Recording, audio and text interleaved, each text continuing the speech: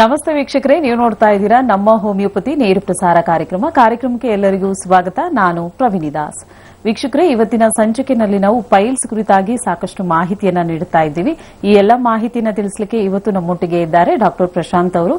ಮೊದಲನೇದಾಗಿ ಅವರನ್ನ ಕಾರ್ಯಕ್ರಮಕ್ಕೆ ವೆಲ್ಕಮ್ ಮಾಡೋಣ. Hello doctor, welcome to the show. Thank you. ವೀಕ್ಷಕರೇ, ಇದು ನೇರ ಪ್ರಸಾರ ಕಾರ್ಯಕ್ರಮ. ನೀವು ಕೂಡ ಕರೆ ಮಾಡಬಹುದು. ಇವತ್ತಿನ ಸಂಚಿಕೆಯಲ್ಲಿ ನಾವು ಪೈಲ್ಸ್ ಕುರಿತಾಗಿ ಸಾಕಷ್ಟು ಮಾಹಿತಿಯನ್ನ ನೀಡ್ತಾ ಇದ್ದೀವಿ. ಇದಕ್ಕೆ ಸಂಬಂಧಪಟ್ಟಂತಹ ಯಾವುದೇ ರೀತಿಯಾದಂತಹ ಕ್ವೆಶನ್ಸ್ ಇದ್ರೆ, ಕ್ವೇರೀಸ್ ಇದ್ರೆ, ಡೌಟ್ಸ್ ಇದ್ರೆ ನೇರವಾಗಿ ನೀವು ಕರೆ ಮಾಡಬಹುದು.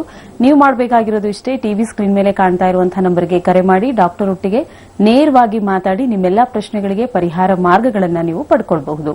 ಇನ್ನು ಈ ಪೈಲ್ಸ್ ಅಂದ್ರೆ ಏನು, ಯಾಕೆ ಈ ಪೈಲ್ಸ್ ಹೆಚ್ಚಾಗ್ತಾ ಇದೆ, ಇದಕ್ಕೆ ಕಾರಣಗಳೇನು, ಪರಿಹಾರ ಕ್ರಮಗಳೇನು, ಇದ್ರ ಬಗ್ಗೆ ಮಾಹಿತಿಯನ್ನು ಪಡ್ಕೊಳ್ಳೋಣ. ಡಾಕ್ಟರ್, ಮೊದಲನೇದಾಗಿ ಈ ಪೈಲ್ ಸಮಸ್ಯೆ ಅಂದ್ರೆ ಯಾವ ತರ ಇರುತ್ತೆ? ಬೇಸಿಕಲಿ ಪೈಲ್ಸ್ ಅಂತ ಹೇಳಿದಾಗ ನಾವು ಕಾಮನ್ ಆಗಿ ಮೂಲವ್ಯಾಧಿ ಅಂತ ಹೇಳ್ತಾ ಬರ್ತೀವಿ. ಸೊ ಇಲ್ಲೇನಾಗುತ್ತೆ, ಮೋಷನ್ಸ್ ಹೋಗ್ಬೇಕಾದಾಗ ಯಾವೊಂದು ವ್ಯಕ್ತಿಯಲ್ಲಿ ತೊಂದರೆ ಅನ್ನೋದು ಉಂಟಾಗ್ತಾ ಹೋಗುತ್ತೆ. ಸೊ ಅದು ನೋವಾಗಿರ್ಬೋದು, ಇಲ್ಲ ರಕ್ತಸ್ರಾವ ಆಗಿರ್ಬೋದು, ಉರಿ ಊತ ಆಗ್ತಾ ಬರ್ಬೋದು. ಸೊ ಈ ರೀತಿಯಾದ ಒಂದು ಲಕ್ಷಣಗಳನ್ನ ನಾವು ಮೂಲವ್ಯಾಧಿ ಅನ್ನೋದ್ರಲ್ಲಿ ನಾವು ನೋಡ್ತಾ ಬರ್ತೀವಿ. ಅಂಡ್ ಮೂಲವ್ಯಾಧಿ ಅಂತ ಹೇಳಿದಾಗ ಸೊ ಇದೊಂದು ಕಾಮನೆಸ್ಟ್ ಡಿಸೀಸ್ ಅಂತ ಹೇಳ್ತೇವೆ. ಸೊ ಪ್ರತಿಯೊಬ್ಬ ಒಂದು ವ್ಯಕ್ತಿಯಲ್ಲೂ ಕೂಡ ಈ ಮೂಲವ್ಯಾಧಿಯ ಒಂದು ಲಕ್ಷಣ ಅನ್ನೋದು ಕಂಡು ಬರ್ತಾ ಹೋಗುತ್ತೆ.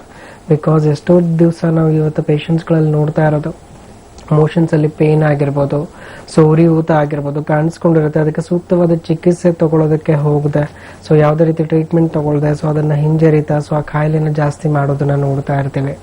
And moreover it is self diagnosable disease ಅಂತ ಹೇಳ್ತೀವಿ. ಅಂದ್ರೆ ಒಂದು ಕಾಯಿಲೆ ಅಂತ ಹೇಳ್ಬಿಟ್ಟು ಎಷ್ಟೋ ಜನ ಪೇಷಂಟ್ಸಿಗೆ ಬರ್ತಿರೋದ್ರಲ್ಲಿ ಪೈಲ್ಸ್ ಮೊದಲನೇದಾಗಿರುತ್ತೆ.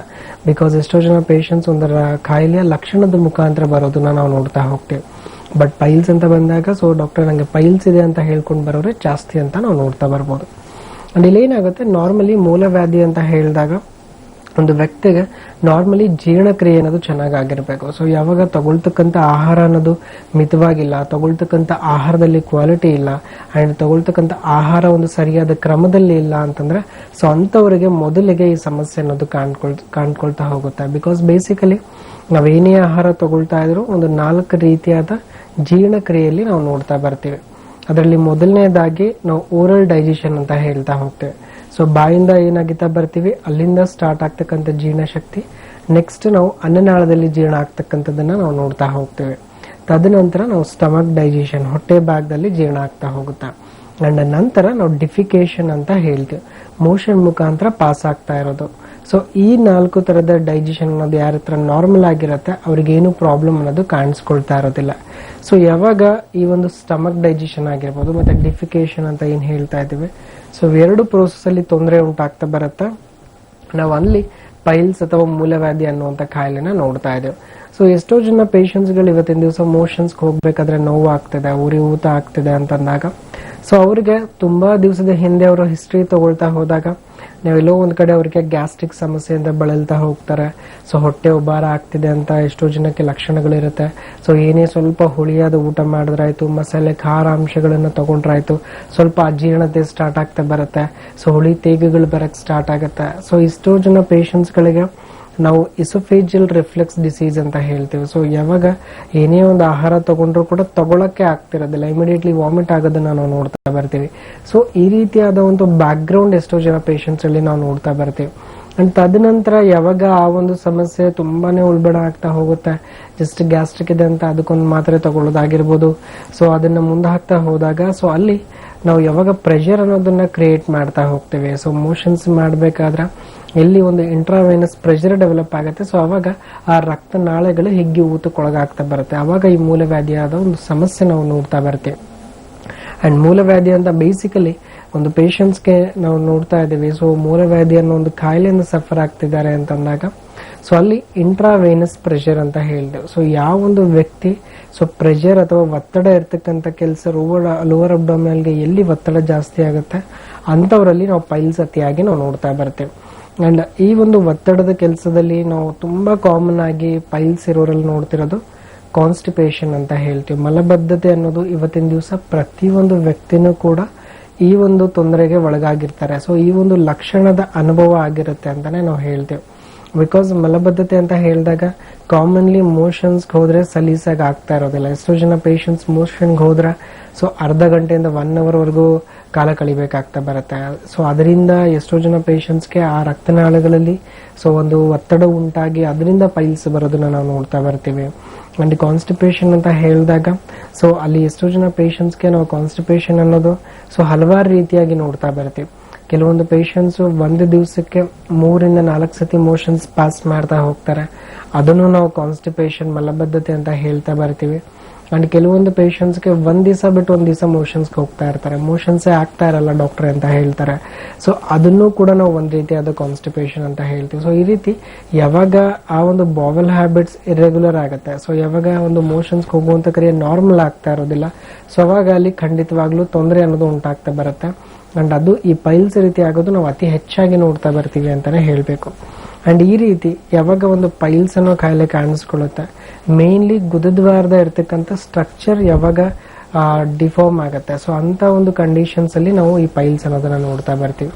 ಅಂಡ್ ಬೇಸಿಕಲಿ ನಾವು ನಾರ್ಮಲಿ ಗುದದ್ವಾರ ಅಂತ ಹೇಳ್ತಾ ಇದೀವಿ ಅಂದ್ರೆ ಇದನ್ನ ನಾವು ಮೆಡಿಕಲಿ ಹೆಮೋರೈಡಲ್ ಪ್ಲೆಕ್ಸಸ್ ಅಂತ ಹೇಳ್ತೀವಿ. ಸೊ ಈ ಹೆಮೋರೈಡಲ್ ಪ್ಲೆಕ್ಸಸ್ ಅಲ್ಲಿ ಹೆಮೋರೈಡಲ್ ವೈನ್ಸ್ ಅಂತ ಹೇಳ್ತೀವಿ, ಸ್ಮೂತ್ ಮಸಲ್ ಫೈಬರ್ಸ್ ಅಂತ ಹೇಳ್ತೀವಿ, ಕನೆಕ್ಟಿವ್ ಟಿಶ್ಯೂ ಅಂತ ಹೇಳ್ತೀವಿ, ಚಿಕ್ಕ ಚಿಕ್ಕ ಆರ್ಟರಿಗಳಾಗಿರ್ಬೋದು. ಸೊ ಇದೆಲ್ಲವೂ ಒಳಗೊಂಡು ನಾವು ಹೆಮೋರೈಡಲ್ ಪ್ಲೆಕ್ಸಸ್ ಅಂತ ಕರಿತೀವಿ.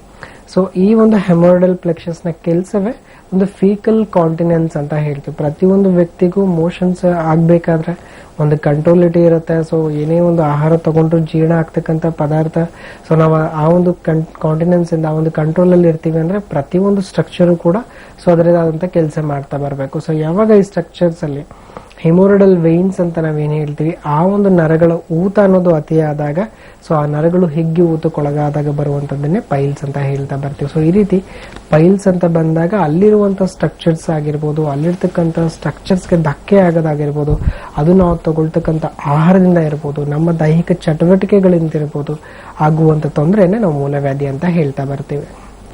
ಎಸ್ ವೀಕ್ಷಕರೇ, ನೋಡ್ತಾ ಇದ್ದೀರಲ್ಲ, ಸೊ ಇವತ್ತಿನ ವಿಶೇಷವಾದಂತಹ ಕಾರ್ಯಕ್ರಮದಲ್ಲಿ ಮೂಲವ್ಯಾಧಿ ಅಥವಾ ಪೈಲ್ಸ್ ಕುರಿತಾಗಿ ಸಾಕಷ್ಟು ಮಾಹಿತಿಯನ್ನು ನೀಡ್ತಾ ಇದ್ದಾರೆ ಡಾಕ್ಟರ್ ಪ್ರಶಾಂತ್ ಅವರು. ಸೊ ಇದು ನೇರ ಪ್ರಸಾರ ಕಾರ್ಯಕ್ರಮ, ನೀವು ಕೂಡ ಕರೆ ಮಾಡಬಹುದು. ನೇರವಾಗಿ ಡಾಕ್ಟರ್ ಒಟ್ಟಿಗೆ ಮಾತಾಡಿ ನಿಮ್ಮಲ್ಲಿ ಯಾವುದೇ ರೀತಿಯಾದಂತಹ ಆರೋಗ್ಯದ ಸಮಸ್ಯೆಗಳಿದ್ರೂ ಕೂಡ ಅದಕ್ಕೆ ಪರಿಹಾರ ಮಾರ್ಗಗಳನ್ನು ನೀವು ಪಡ್ಕೊಳ್ಬಹುದು. ಇನ್ನು ನಮ್ಮ ಹೋಮಿಯೋಪತಿ ಬ್ರಾಂಚಸ್ ಆಲ್ ಓವರ್ ಕರ್ನಾಟಕದಲ್ಲಿದೆ. ಯಾವ ಬ್ರಾಂಚ್ ನಿಮಗೆ ಹತ್ರವಾಗುತ್ತೆ ಆ ಬ್ರಾಂಚ್ಗೆ ನೇರವಾಗಿ ನೀವು ಭೇಟಿ ಕೊಡಬಹುದು. ಇನ್ನು ಮಹಾರಾಷ್ಟ್ರದ ಆಸುಪಾಸಿನಲ್ಲಿರೋರ್ಗೂ ಕೂಡ ಮಹಾರಾಷ್ಟ್ರದಲ್ಲೂ ಕೂಡ ಹಲವಾರು ಬ್ರಾಂಚಸ್ ಇದೆ, ನೇರವಾಗಿ ನೀವು ಭೇಟಿ ಕೊಡಬಹುದು.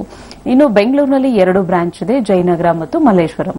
ವೀಕ್ಷಕರೇ, ಇವತ್ತಿನ ಒಂದು ವಿಶೇಷವಾದಂತಹ ಕಾರ್ಯಕ್ರಮದಲ್ಲಿ ಪೈಲ್ಸ್ ಬಗ್ಗೆ ನಾವು ಮಾಹಿತಿಯನ್ನ ನೀಡ್ತಾ ಇದ್ದೀವಿ ಅಂತ ಹೇಳಿದ್ವಿ. ಸೊ ಈ ಪೈಲ್ಸ್ ಅನ್ನೋ ಸಮಸ್ಯೆ ಆರೋಗ್ಯದ ಸಮಸ್ಯೆಗಳಲ್ಲಿ ಇದು ಒಂದು ರೀತಿಯಾದಂತಹ ಸಮಸ್ಯೆ. ಆದ್ರೆ ಈ ಸಮಸ್ಯೆನ ಡಾಕ್ಟರ್ ಒಟ್ಟಿಗೆ ಹಂಚಿಕೊಳ್ಳೋದಾಗ್ಲಿ ಅಥವಾ ಆ ಸಿಂಪ್ಟಮ್ಸ್ ಹೇಗಿರುತ್ತೆ ಇದ್ರ ಬಗ್ಗೆ ಎಲ್ಲ ಮಾಹಿತಿಯನ್ನ ನಾವು ಕೊಟ್ವಿ. ಡಾಕ್ಟರ್ ಒಟ್ಟಿಗೆ ಹಂಚಿಕೊಳ್ಳೋಕೆ ಸ್ವಲ್ಪ ಹಿಂಜರಿತಾರೆ ಕೆಲವೊಂದು ವರ್ಗದವರು. ಸೊ ಅಂತಹ ಸಂದರ್ಭದಲ್ಲಿ ಅವರಿಗೆ ಒಂದು ಅವೇರ್ನೆಸ್ ಅಂತ ಕ್ರಿಯೇಟ್ ಮಾಡೋದು ಅದೇ ಡಾಕ್ಟರ್. ಸೊ ಅಂಥವ್ರಿಗೆ ಏನು ಹೇಳ್ತೀರಾ? ಬೇಸಿಕಲಿ ಇವಾಗ ಪೈಲ್ಸ್ ಅನ್ನೋ ಕಾಯಿಲೆ ಇದೆ ಅಂತಂದಾಗ ಯಾರು ಕೂಡ ಫ್ರಮ್ ದ ಡೇ 1 ಇವಾಗ ಮೋಷನ್ಸ್ ಅಲ್ಲಿ ತೊಂದರೆ ಆಗ್ತದೆ, ಮೋಷನ್ಸ್ ಮಾಡಬೇಕಾದ್ರೆ ಬ್ಲೀಡಿಂಗ್ ಆಗ್ತಿದೆ ಅಂದ್ರೆ ಇಮಿಡಿಯೇಟ್ಲಿ ಯಾರು ಹೋಗೋದಕ್ಕೆ ತೋರಿಸ್ಕೊಳ್ಳೋದಿಲ್ಲ. ಸೊ ಆ ಒಂದು ಕಾಯಿಲೆಯಿಂದ ಅತಿಯಾದ ದಿವಸ ಸಫರ್ ಆಗ್ತಾ ಆಗ್ತಾ ಏನೋ ಕೈಗೆ ಸ್ಕಿನ್ ಟ್ಯಾಗ್ ತರ ಸಿಗೋದಿರ್ಬೋದು, ಇಲ್ಲ ಅತಿಯಾಗಿ ಬ್ಲೀಡಿಂಗ್ ಆಗೋದಿರ್ಬೋದು, ಇಲ್ಲ ಉರಿ ಅನ್ನೋದು ಕಂಟ್ರೋಲೇ ಮಾಡಕ್ ಆಗದೆ ಇಲ್ಲ ಅಂತಕ್ಕಂಥದ್ದಾಗಿರ್ಬೋದು. ಸೊ ಈ ರೀತಿ ಆದಾಗ ಪೇಷಂಟ್ಸ್ ಟ್ರೀಟ್ಮೆಂಟ್ಗೆ ಮೊರೆ ಹೋಗ್ತಾರೆ.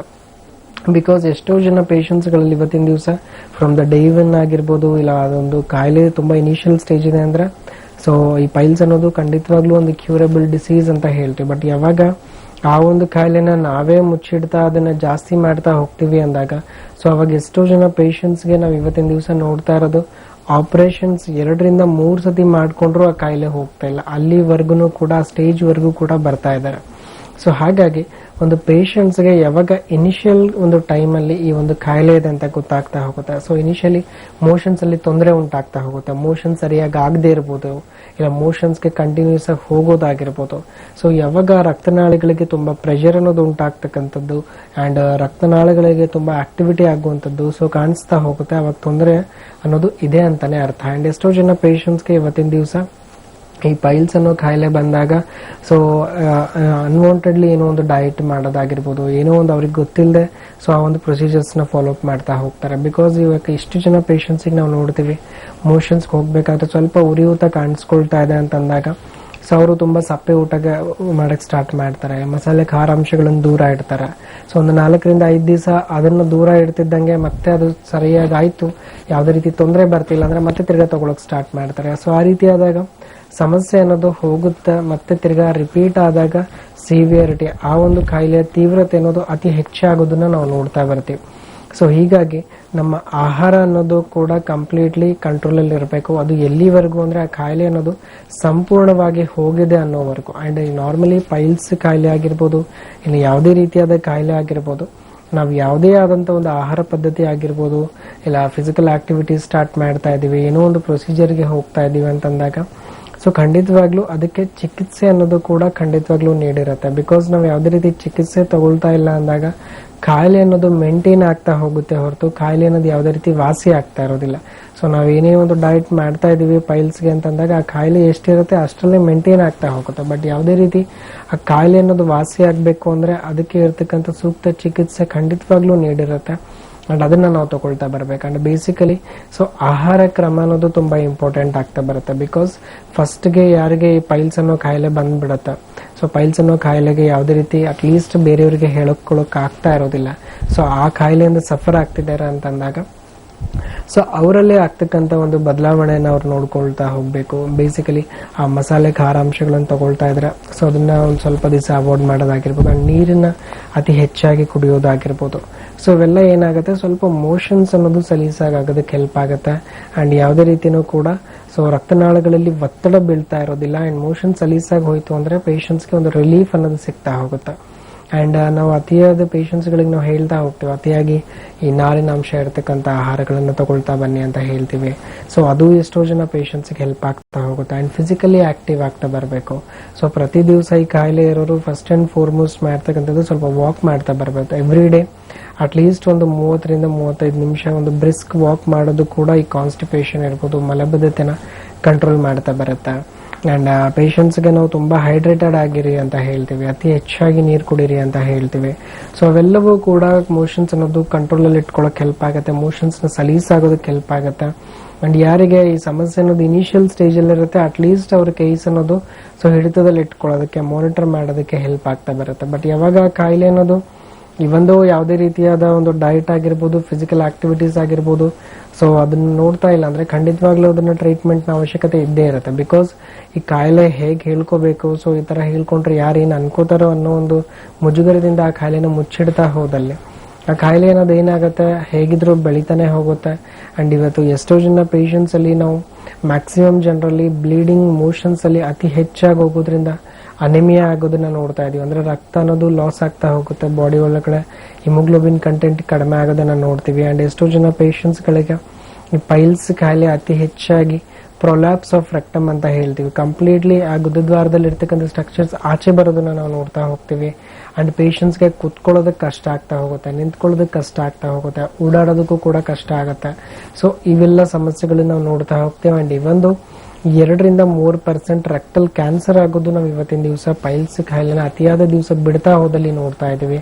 ಸೊ ಈ ರೀತಿ ಯಾವಾಗ ರಕ್ತದ ಒತ್ತಡ ಜಾಸ್ತಿ ಆಗ್ತಾ ಹೋಗುತ್ತೆ, ರಕ್ತನಾಳಗಳಲ್ಲಿ ತುಂಬಾನೇ ಇನ್ಫೆಕ್ಷನ್ ಆಗಕ್ಕೆ ಸ್ಟಾರ್ಟ್ ಆಗುತ್ತೆ, ಸೊ ಅವಾಗ ಖಂಡಿತವಾಗ್ಲೂ ಈ ರೀತಿಯಾದ ಸಮಸ್ಯೆಗಳಾಗೋದು ಖಂಡಿತವಾಗ್ಲೂ ನಾವು ನೋಡ್ತಾ ಬರ್ತೀವಿ. ಹಾಗಾಗಿ ಒಂದು ಸರಿಯಾದ ಆಹಾರ ಕ್ರಮ ಆಗಿರ್ಬೋದು ಅಂಡ್ ಹೆಲ್ದಿ ಲೈಫ್ ಸ್ಟೈಲ್ ಆಗಿರ್ಬೋದು, ಅದರ ಜೊತೆಗೆ ಒಂದು ಪ್ರಾಪರ್ ಆಗಿರ್ತಕ್ಕಂಥ ಟ್ರೀಟ್ಮೆಂಟ್ ಆಗಿರ್ಬೋದು, ಇನಿಷಿಯಲ್ ಪೀರಿಯಡ್ ಅಲ್ಲಿ ಯಾವಾಗ ಈ ಸಮಸ್ಯೆ ಅನ್ನೋದು ಬಂದಿದೆ ಸೊ ಅವಾಗ ಯಾವುದೇ ರೀತಿ ಹಿಂಜರಿತ ಇದಕ್ಕೆ ಟ್ರೀಟ್ಮೆಂಟ್ ತಗೊಳ್ಳೋದ್ರಿಂದ ಖಂಡಿತವಾಗ್ಲೂ ಪೇಷಂಟ್ಸ್ಗೆ ಯೂಸ್ ಆಗುತ್ತೆ.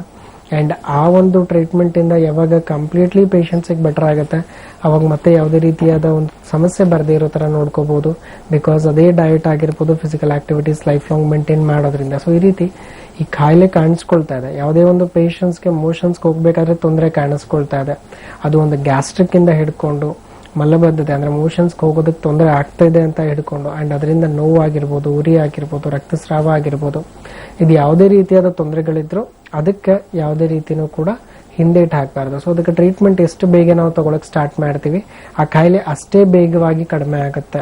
ಇಲ್ಲ ಅದೇ ರೀತಿ ಕಾಯಿಲೆ ಜಾಸ್ತಿ ಆದಾಗ ಇವೊಂದು ನಾವು ಆಪರೇಷನ್ಗೆ ಹೋದ್ರೂ ಕೂಡ ಒಂದು ಪರ್ಮನೆಂಟ್ ಸೊಲ್ಯೂಷನ್ ಇಲ್ಲ ಅನ್ನೋ ಸ್ಟೇಟಿಗೆ ಬಂದು ನಾವು ನಿಂತ್ಕೊಳ್ತೀವಿ. ಎಸ್ ವೀಕ್ಷಕರೇ, ಇವತ್ತಿನ ನೇರ ಪ್ರಸಾರ ಕಾರ್ಯಕ್ರಮದಲ್ಲಿ ಪೈಲ್ಸ್ ಕುರಿತಾಗಿ ಸಾಕಷ್ಟು ಮಾಹಿತಿಯನ್ನ ನೀಡ್ತಾ ಇದ್ದೀವಿ. ಇನ್ನಷ್ಟು ಮಾಹಿತಿಯನ್ನ ನೀಡ್ತೀವಿ. ಕಾರ್ಯಕ್ರಮದಲ್ಲಿ ಕರೆಗಳು ಸಿದ್ಧವಾಗಿದೆ, ನೋಡೋಣ. ಹಲೋ ಹಲೋ ನಮಸ್ತೆ, ನಿಮ್ಮ ಹೆಸರು? ಹಲೋ, ನನ್ನ ಹೆಸರು ನೇತ್ರಾವತಿ ಅಂತ, ಯಾವ ಊರಿಂದ ಕರೆ ಮಾಡ್ತಾ ಇದ್ದೀರಾ?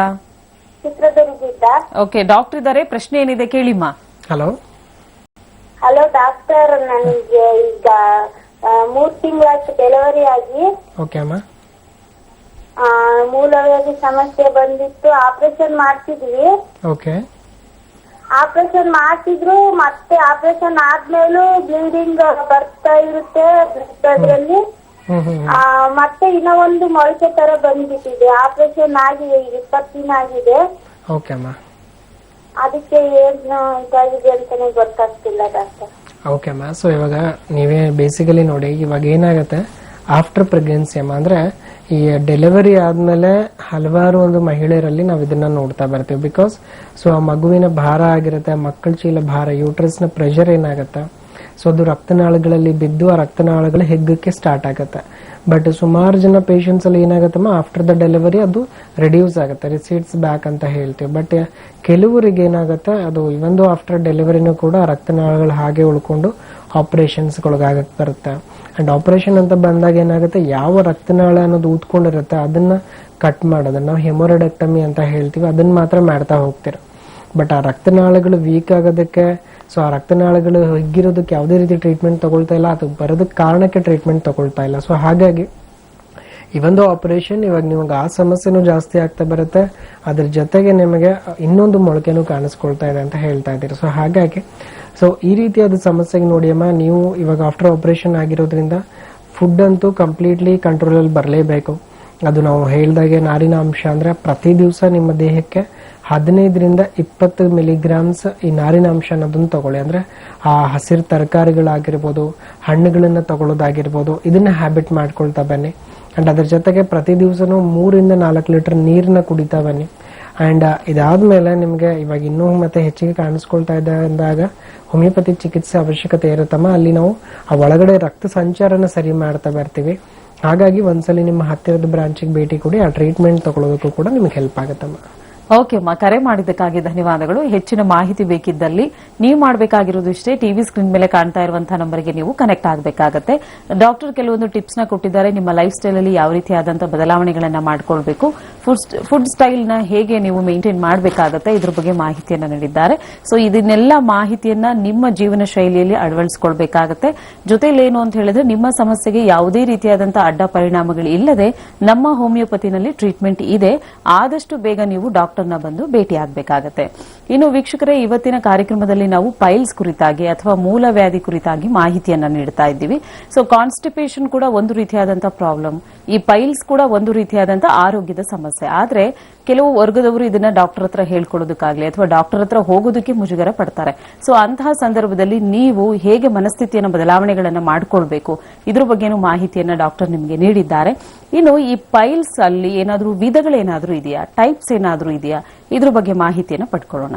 ಡಾಕ್ಟರ್, ಟೈಪ್ಸ್ ಅಂತ ಏನಾದ್ರೂ ಇದೆಯಾ ಇದರಲ್ಲಿ? ಖಂಡಿತವಾಗ್ಲೂ ನಾವು ಈ ಪೈಲ್ಸ್ ಅಂತ ಬಂದಾಗ ಇದರಲ್ಲಿ ಒಂದು ಇಂಟರ್ನಲ್ ಪೈಲ್ಸ್ ಅಂತ ಹೇಳ್ತೀವಿ, ಇನ್ನೊಂದನ್ನ ಎಕ್ಸ್ಟರ್ನಲ್ ಪೈಲ್ಸ್ ಅಂತ ಹೇಳ್ತೀವಿ.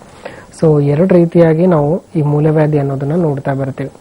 ಅಂಡ್ ತುಂಬಾ ಕಾಮನ್ ಆಗಿ ನಾವು ಎಕ್ಸ್ಟರ್ನಲ್ ಪೈಲ್ಸ್ ಆಗಿರ್ಬೋದು, ಇಂಟರ್ನಲ್ ಪೈಲ್ಸ್ ಆಗಿರ್ಬೋದು, ಅಷ್ಟೇ ರೀತಿಯಲ್ಲಿ ನೋಡ್ತಾ ಹೋಗ್ತೀವಿ. ಅಂಡ್ ಮೊದಲಿಗೆ ನಾವು ಇಂಟರ್ನಲ್ ಪೈಲ್ಸ್ ನ ಹೇಳೋದಾಗಿದ್ದಾಗ, so these are the piles which grows inside the anal canal and remains inside ಅಂತ ಹೇಳ್ತೀವಿ. ಅಂದ್ರೆ ಈ ಗುದದ್ವಾರದ ಒಳಗಡೆ ಇರ್ತಕ್ಕಂಥ ರಕ್ತನಾಳಗಳು ಹುಗ್ಗುತ್ತಾ ಬರುತ್ತೆ. ಅಂಡ್ ಆ ಒಂದು ರಕ್ತನಾಳಗಳು ಯಾವಾಗ ಹುಗ್ಗಿ ಊತಕ್ಕೊಳಗಾಗತ್ತೆ, ಅದು ಒಳಗಡೆನೆ ಇರುತ್ತೆ, ನಮ್ಮ ಕಣ್ಣಿಗೆ ಕಾಣಿಸ್ಕೊಳ್ಳೋದಿಲ್ಲ. ಸೊ ಅದನ್ನ ಪ್ರಾಪರ್ ಎಕ್ಸಾಮಿನೇಷನ್ ಅಲ್ಲಿ ಮಾತ್ರ ನಾವು ಕಂಡುಹಿಡಿಯೋದಕ್ಕೆ ಸಾಧ್ಯ. ಬಟ್ ಅದರ ಲಕ್ಷಣ ಅನ್ನೋದು ಪೇಷಂಟ್ಸ್ಗೆ ಕಾಣಿಸ್ಕೊಳ್ತಾ ಹೋಗುತ್ತೆ. ಅಂಡ್ ನಾರ್ಮಲಿ ಇದು ತುಂಬಾ ಕಾಮನ್ ಆಗಿ ನಾವು ಪೇಷಂಟ್ಸ್ ಅಲ್ಲಿ ನೋಡ್ತಾ ಇರೋದು. ಇವಾಗ ಪೇಷಂಟ್ಸ್ ನಾರ್ಮಲಿ ಕ್ಲಿನಿಕ್ಗೆ ಬಂದಾಗ ಸೊ ಯಾವುದೇ ರೀತಿ ಏನೂ ನಮಗೆ ಆಚೆ ಮೋಷನ್ಸ್ಗೆ ಹೋಗ್ಬೇಕಾದ್ರೆ ಏನೂ ಕೈಗೆ ಸಿಗೋದಿಲ್ಲ ಡಾಕ್ಟರ್, ಬಟ್ ಮೋಷನ್ಸ್ಗೆ ಹೋಗ್ಬೇಕಾದ್ರೆ ನೋವಿರುತ್ತೆ. ಬಟ್ ಒಂದು 5ರಿಂದ 10 ನಿಮಿಷ ಆದ್ಮೇಲೆ ಮೋಷನ್ಸ್ ಆದ್ಮೇಲೆ ತಾನೇ ನೋವು ಹೋಗುತ್ತೆ ಅನ್ನೋ ರೀತಿ ಬರೋದನ್ನ ನಾವು ಇಂಟರ್ನಲ್ ಪೈಲ್ಸ್ ಆಗಿ ನಾವು ನೋಡ್ತಾ ಬರ್ತೀವಿ. ಅಂಡ್ ಎಕ್ಸ್ಟರ್ನಲ್ ಪೈಲ್ಸ್ ಅಂತ ಬಂದಾಗ ಅದು ಆಚೆ ಕಡೆ ನಮಗೆ ಕಾಣಿಸ್ಕೊಳ್ತಾ ಹೋಗುತ್ತೆ. ಸೊ ನಾವು ಇವೊಂದು ಮೆಡಿಕಲ್ ಅಲ್ಲಿ ದ ಬಂಚ್ ಆಫ್ ಗ್ರೇಪ್ಸ್ ಅಂತ ಹೇಳ್ತೀವಿ. ಸೊ ಆ ರೀತಿಯಾಗಿ ಆ ಒಂದು ಊತ ಅನ್ನೋದು ಕಾಣಿಸ್ಕೊಳ್ತಾ ಹೋಗುತ್ತೆ. ಪೇಷಂಟ್ಸ್ಗೆ ಎಕ್ಸ್ಟರ್ನಲಿ ಅದು ವಿಸಿಬಲ್ ಆಗ್ತಾ ಬರುತ್ತೆ ಅಂತ ಹೇಳ್ತೀವಿ. ಅಂಡ್ ಈ ಇಂಟರ್ನಲ್ ಪೈಲ್ಸ್ ಆಗಿರ್ಬೋದು, ಎಕ್ಸ್ಟರ್ನಲ್ ಪೈಲ್ಸ್ ಆಗಿರ್ಬೋದು, ಸೊ ನಾವು ಇದನ್ನ ಕಂಡು ಹಿಡಿಯೋದಕ್ಕೆ ಒಂದು ಡೆಂಟೇಟ್ ಲೈನ್ ಅಂತ ಹೇಳ್ತೀವಿ. ನಾವು ಮೋಷನ್ಸ್ ಮಾಡುವಂತ ಜಾಗದಲ್ಲಿ ಗುದದ್ವಾರದಲ್ಲಿ ಒಂದು ಡೆಂಟೇಟ್ ಲೈನ್ ಅಂತಕ್ಕಂಥ ಸ್ಟ್ರಕ್ಚರ್ ಏನಿರುತ್ತೆ, ಸೊ ಇದು ಈ ಇಂಟರ್ನಲ್ ಪೈಲ್ಸ್ ಹಾಗೂ ಎಕ್ಸ್ಟರ್ನಲ್ ಪೈಲ್ಸ್ ನ ಡಿವೈಡ್ ಮಾಡ್ತಾ ಬರುತ್ತೆ. ಸೊ ಯಾವೊಂದು ಊತ ಅನ್ನೋದು ಆ ಡೆಂಟೇಟ್ ಲೈನ್ ಒಳಗಡೆ ಕಾಣಿಸ್ಕೊಳ್ತಾ ಹೋಗುತ್ತೆ ರಕ್ತನಾಳಗಳಲ್ಲಿ, ನಾವು ಅದನ್ನ ಇಂಟರ್ನಲ್ ಪೈಲ್ಸ್ ಅಂತ ಹೇಳ್ತೀವಿ. ಸೊ ಅದೇ ಲೈನ್ ನ ಆಚೆ ಕಡೆ ಕಾಣಿಸ್ಕೊಳ್ತಾ ಊತ ಅನ್ನೋದನ್ನ ನಾವು ಎಕ್ಸ್ಟರ್ನಲ್ ಪೈಲ್ಸ್ ಅಂತ ಹೇಳ್ತೀವಿ. ಅಂಡ್ ಈ ಇಂಟರ್ನಲ್ ಪೈಲ್ಸ್ ಅಂತ ಬಂದಾಗ, ಸೊ ಪೇಷಂಟ್ಸ್ಗಳು ಯಾರು ಅತಿ ಹೆಚ್ಚಾಗಿ ಸಮಸ್ಯೆಯಿಂದ ಬಳಲ್ತಾ ಇರ್ತಾರೆ, ಅವರು ಹಂತ ಹಂತವಾಗಿ ಆ ಕೇಸ್ ಅನ್ನೋದು ಬೆಳೀತಾ ಹೋಗುತ್ತೆ. 1 ರಿಂದ 2, 2 ರಿಂದ 3, 3 ರಿಂದ 4 ಈ ರೀತಿ ಆ ಕಾಯಿಲೆಯ ಸಿವಿಯರಿಟಿ ಬೆಳೀತಾ ಹೋಗುತ್ತೆ.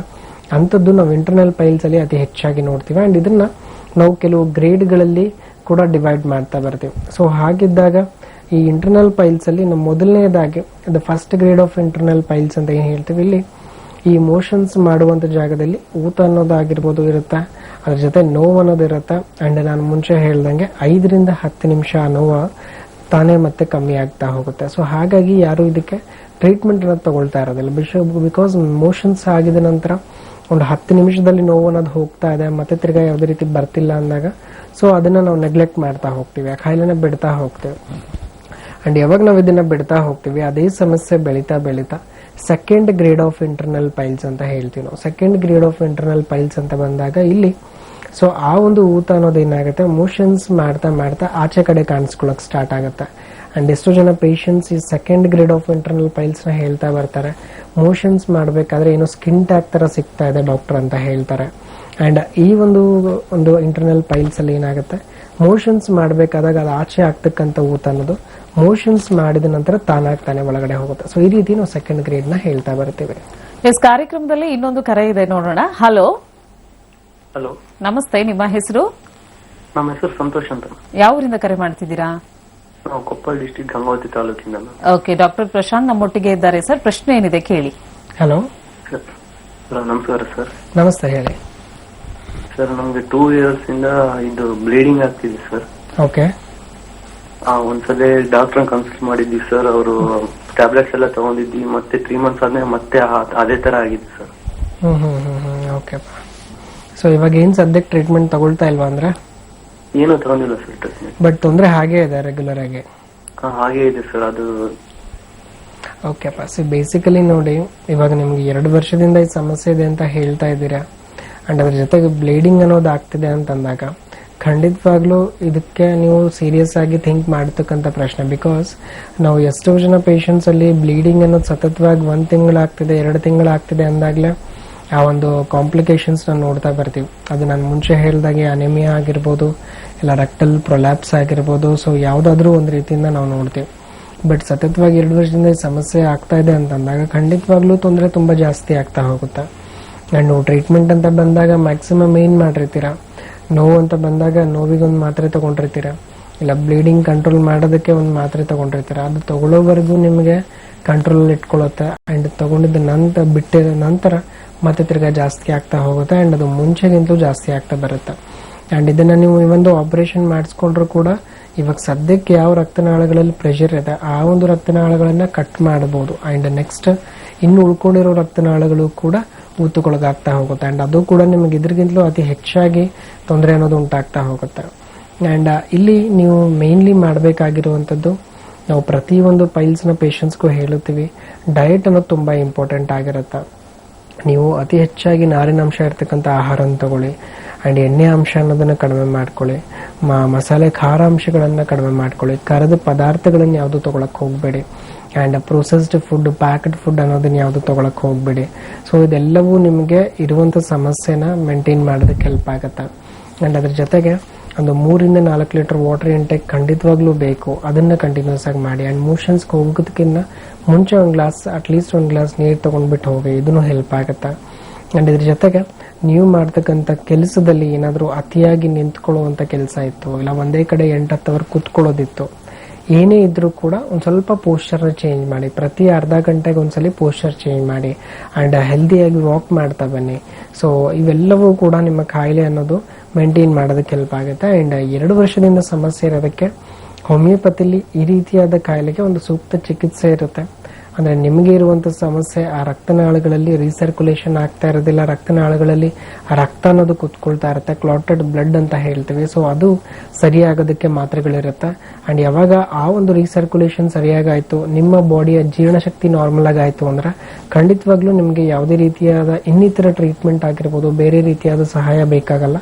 ಸೊ ಹತ್ತಿರದ ಬ್ರಾಂಚ್ಗೆ ಬಂದು ಭೇಟಿಯಾಗಿ ಖಂಡಿತವಾಗ್ಲೂ ನಿಮ್ಮ ಒಂದು ಕಾಯಿಲೆಗೆ ಒಂದು ಸಲಹೆ ಸಿಗುತ್ತೆ. ಓಕೆ, ಕರೆ ಮಾಡಿದ್ದಕ್ಕಾಗಿ ಧನ್ಯವಾದಗಳು. ಡಾಕ್ಟರ್ ಕೆಲವೊಂದು ಟಿಪ್ಸ್ ನ ಕೊಟ್ಟಿದ್ದಾರೆ, ನಿಮ್ಮ ಲೈಫ್ ಸ್ಟೈಲ್ ಅಲ್ಲಿ ಯಾವ ರೀತಿ ಬದಲಾವಣೆಗಳನ್ನ ಮಾಡ್ಕೊಳ್ಬೇಕು ಅಂತ. ಜೊತೆಯಾಗಿ ಆದಷ್ಟು ಬೇಗ ಡಾಕ್ಟರ್ನ ನೇರವಾಗಿ ನೀವು ಕನ್ಸಲ್ಟ್ ಮಾಡಬೇಕಾಗುತ್ತೆ. ಯಾವುದೇ ರೀತಿಯಾದಂತಹ ಅಡ್ಡ ಪರಿಣಾಮಗಳಿರೋದಿಲ್ಲ, ಚಿಕಿತ್ಸೆ ಇದೆ, ಇದು 100% ಕ್ಯೂರೇಬಲ್ ಅಂತ ಹೇಳಿದ್ದಾರೆ. ಸೊ ನೀವು ಮಾಡಬೇಕಾಗಿರೋದು ಇಷ್ಟೇ, ಟಿವಿ ಸ್ಕ್ರೀನ್ ಮೇಲೆ ಕಾಣ್ತಾ ಇರುವಂತಹ ನಂಬರ್ಗೆ ಕನೆಕ್ಟ್ ಆಗಬೇಕಾಗುತ್ತೆ. ನಮ್ಮ ಡಾಕ್ಟರ್ ಟೀಮ್ ನಿಮ್ಮೊಟ್ಟಿಗೆ ಮಾತಾಡಿ ನಿಮ್ಮ ಸಮಸ್ಯೆನ ಆಲಿಸಿ ಅದಕ್ಕೆ ತಕ್ಕಂತ ಚಿಕಿತ್ಸೆಗಳು ಯಾವ ರೀತಿಯಾಗಿ ಬೇಕು ಇದ್ರ ಬಗ್ಗೆ ಮಾಹಿತಿಯನ್ನ ನೀಡಲಾಗುತ್ತೆ. ಇನ್ನೊಂದು ಕರೆ ಇದೆ. ಹಲೋ ಹಲೋ, ನಮಸ್ತೆ, ನಿಮ್ಮ ಹೆಸರು?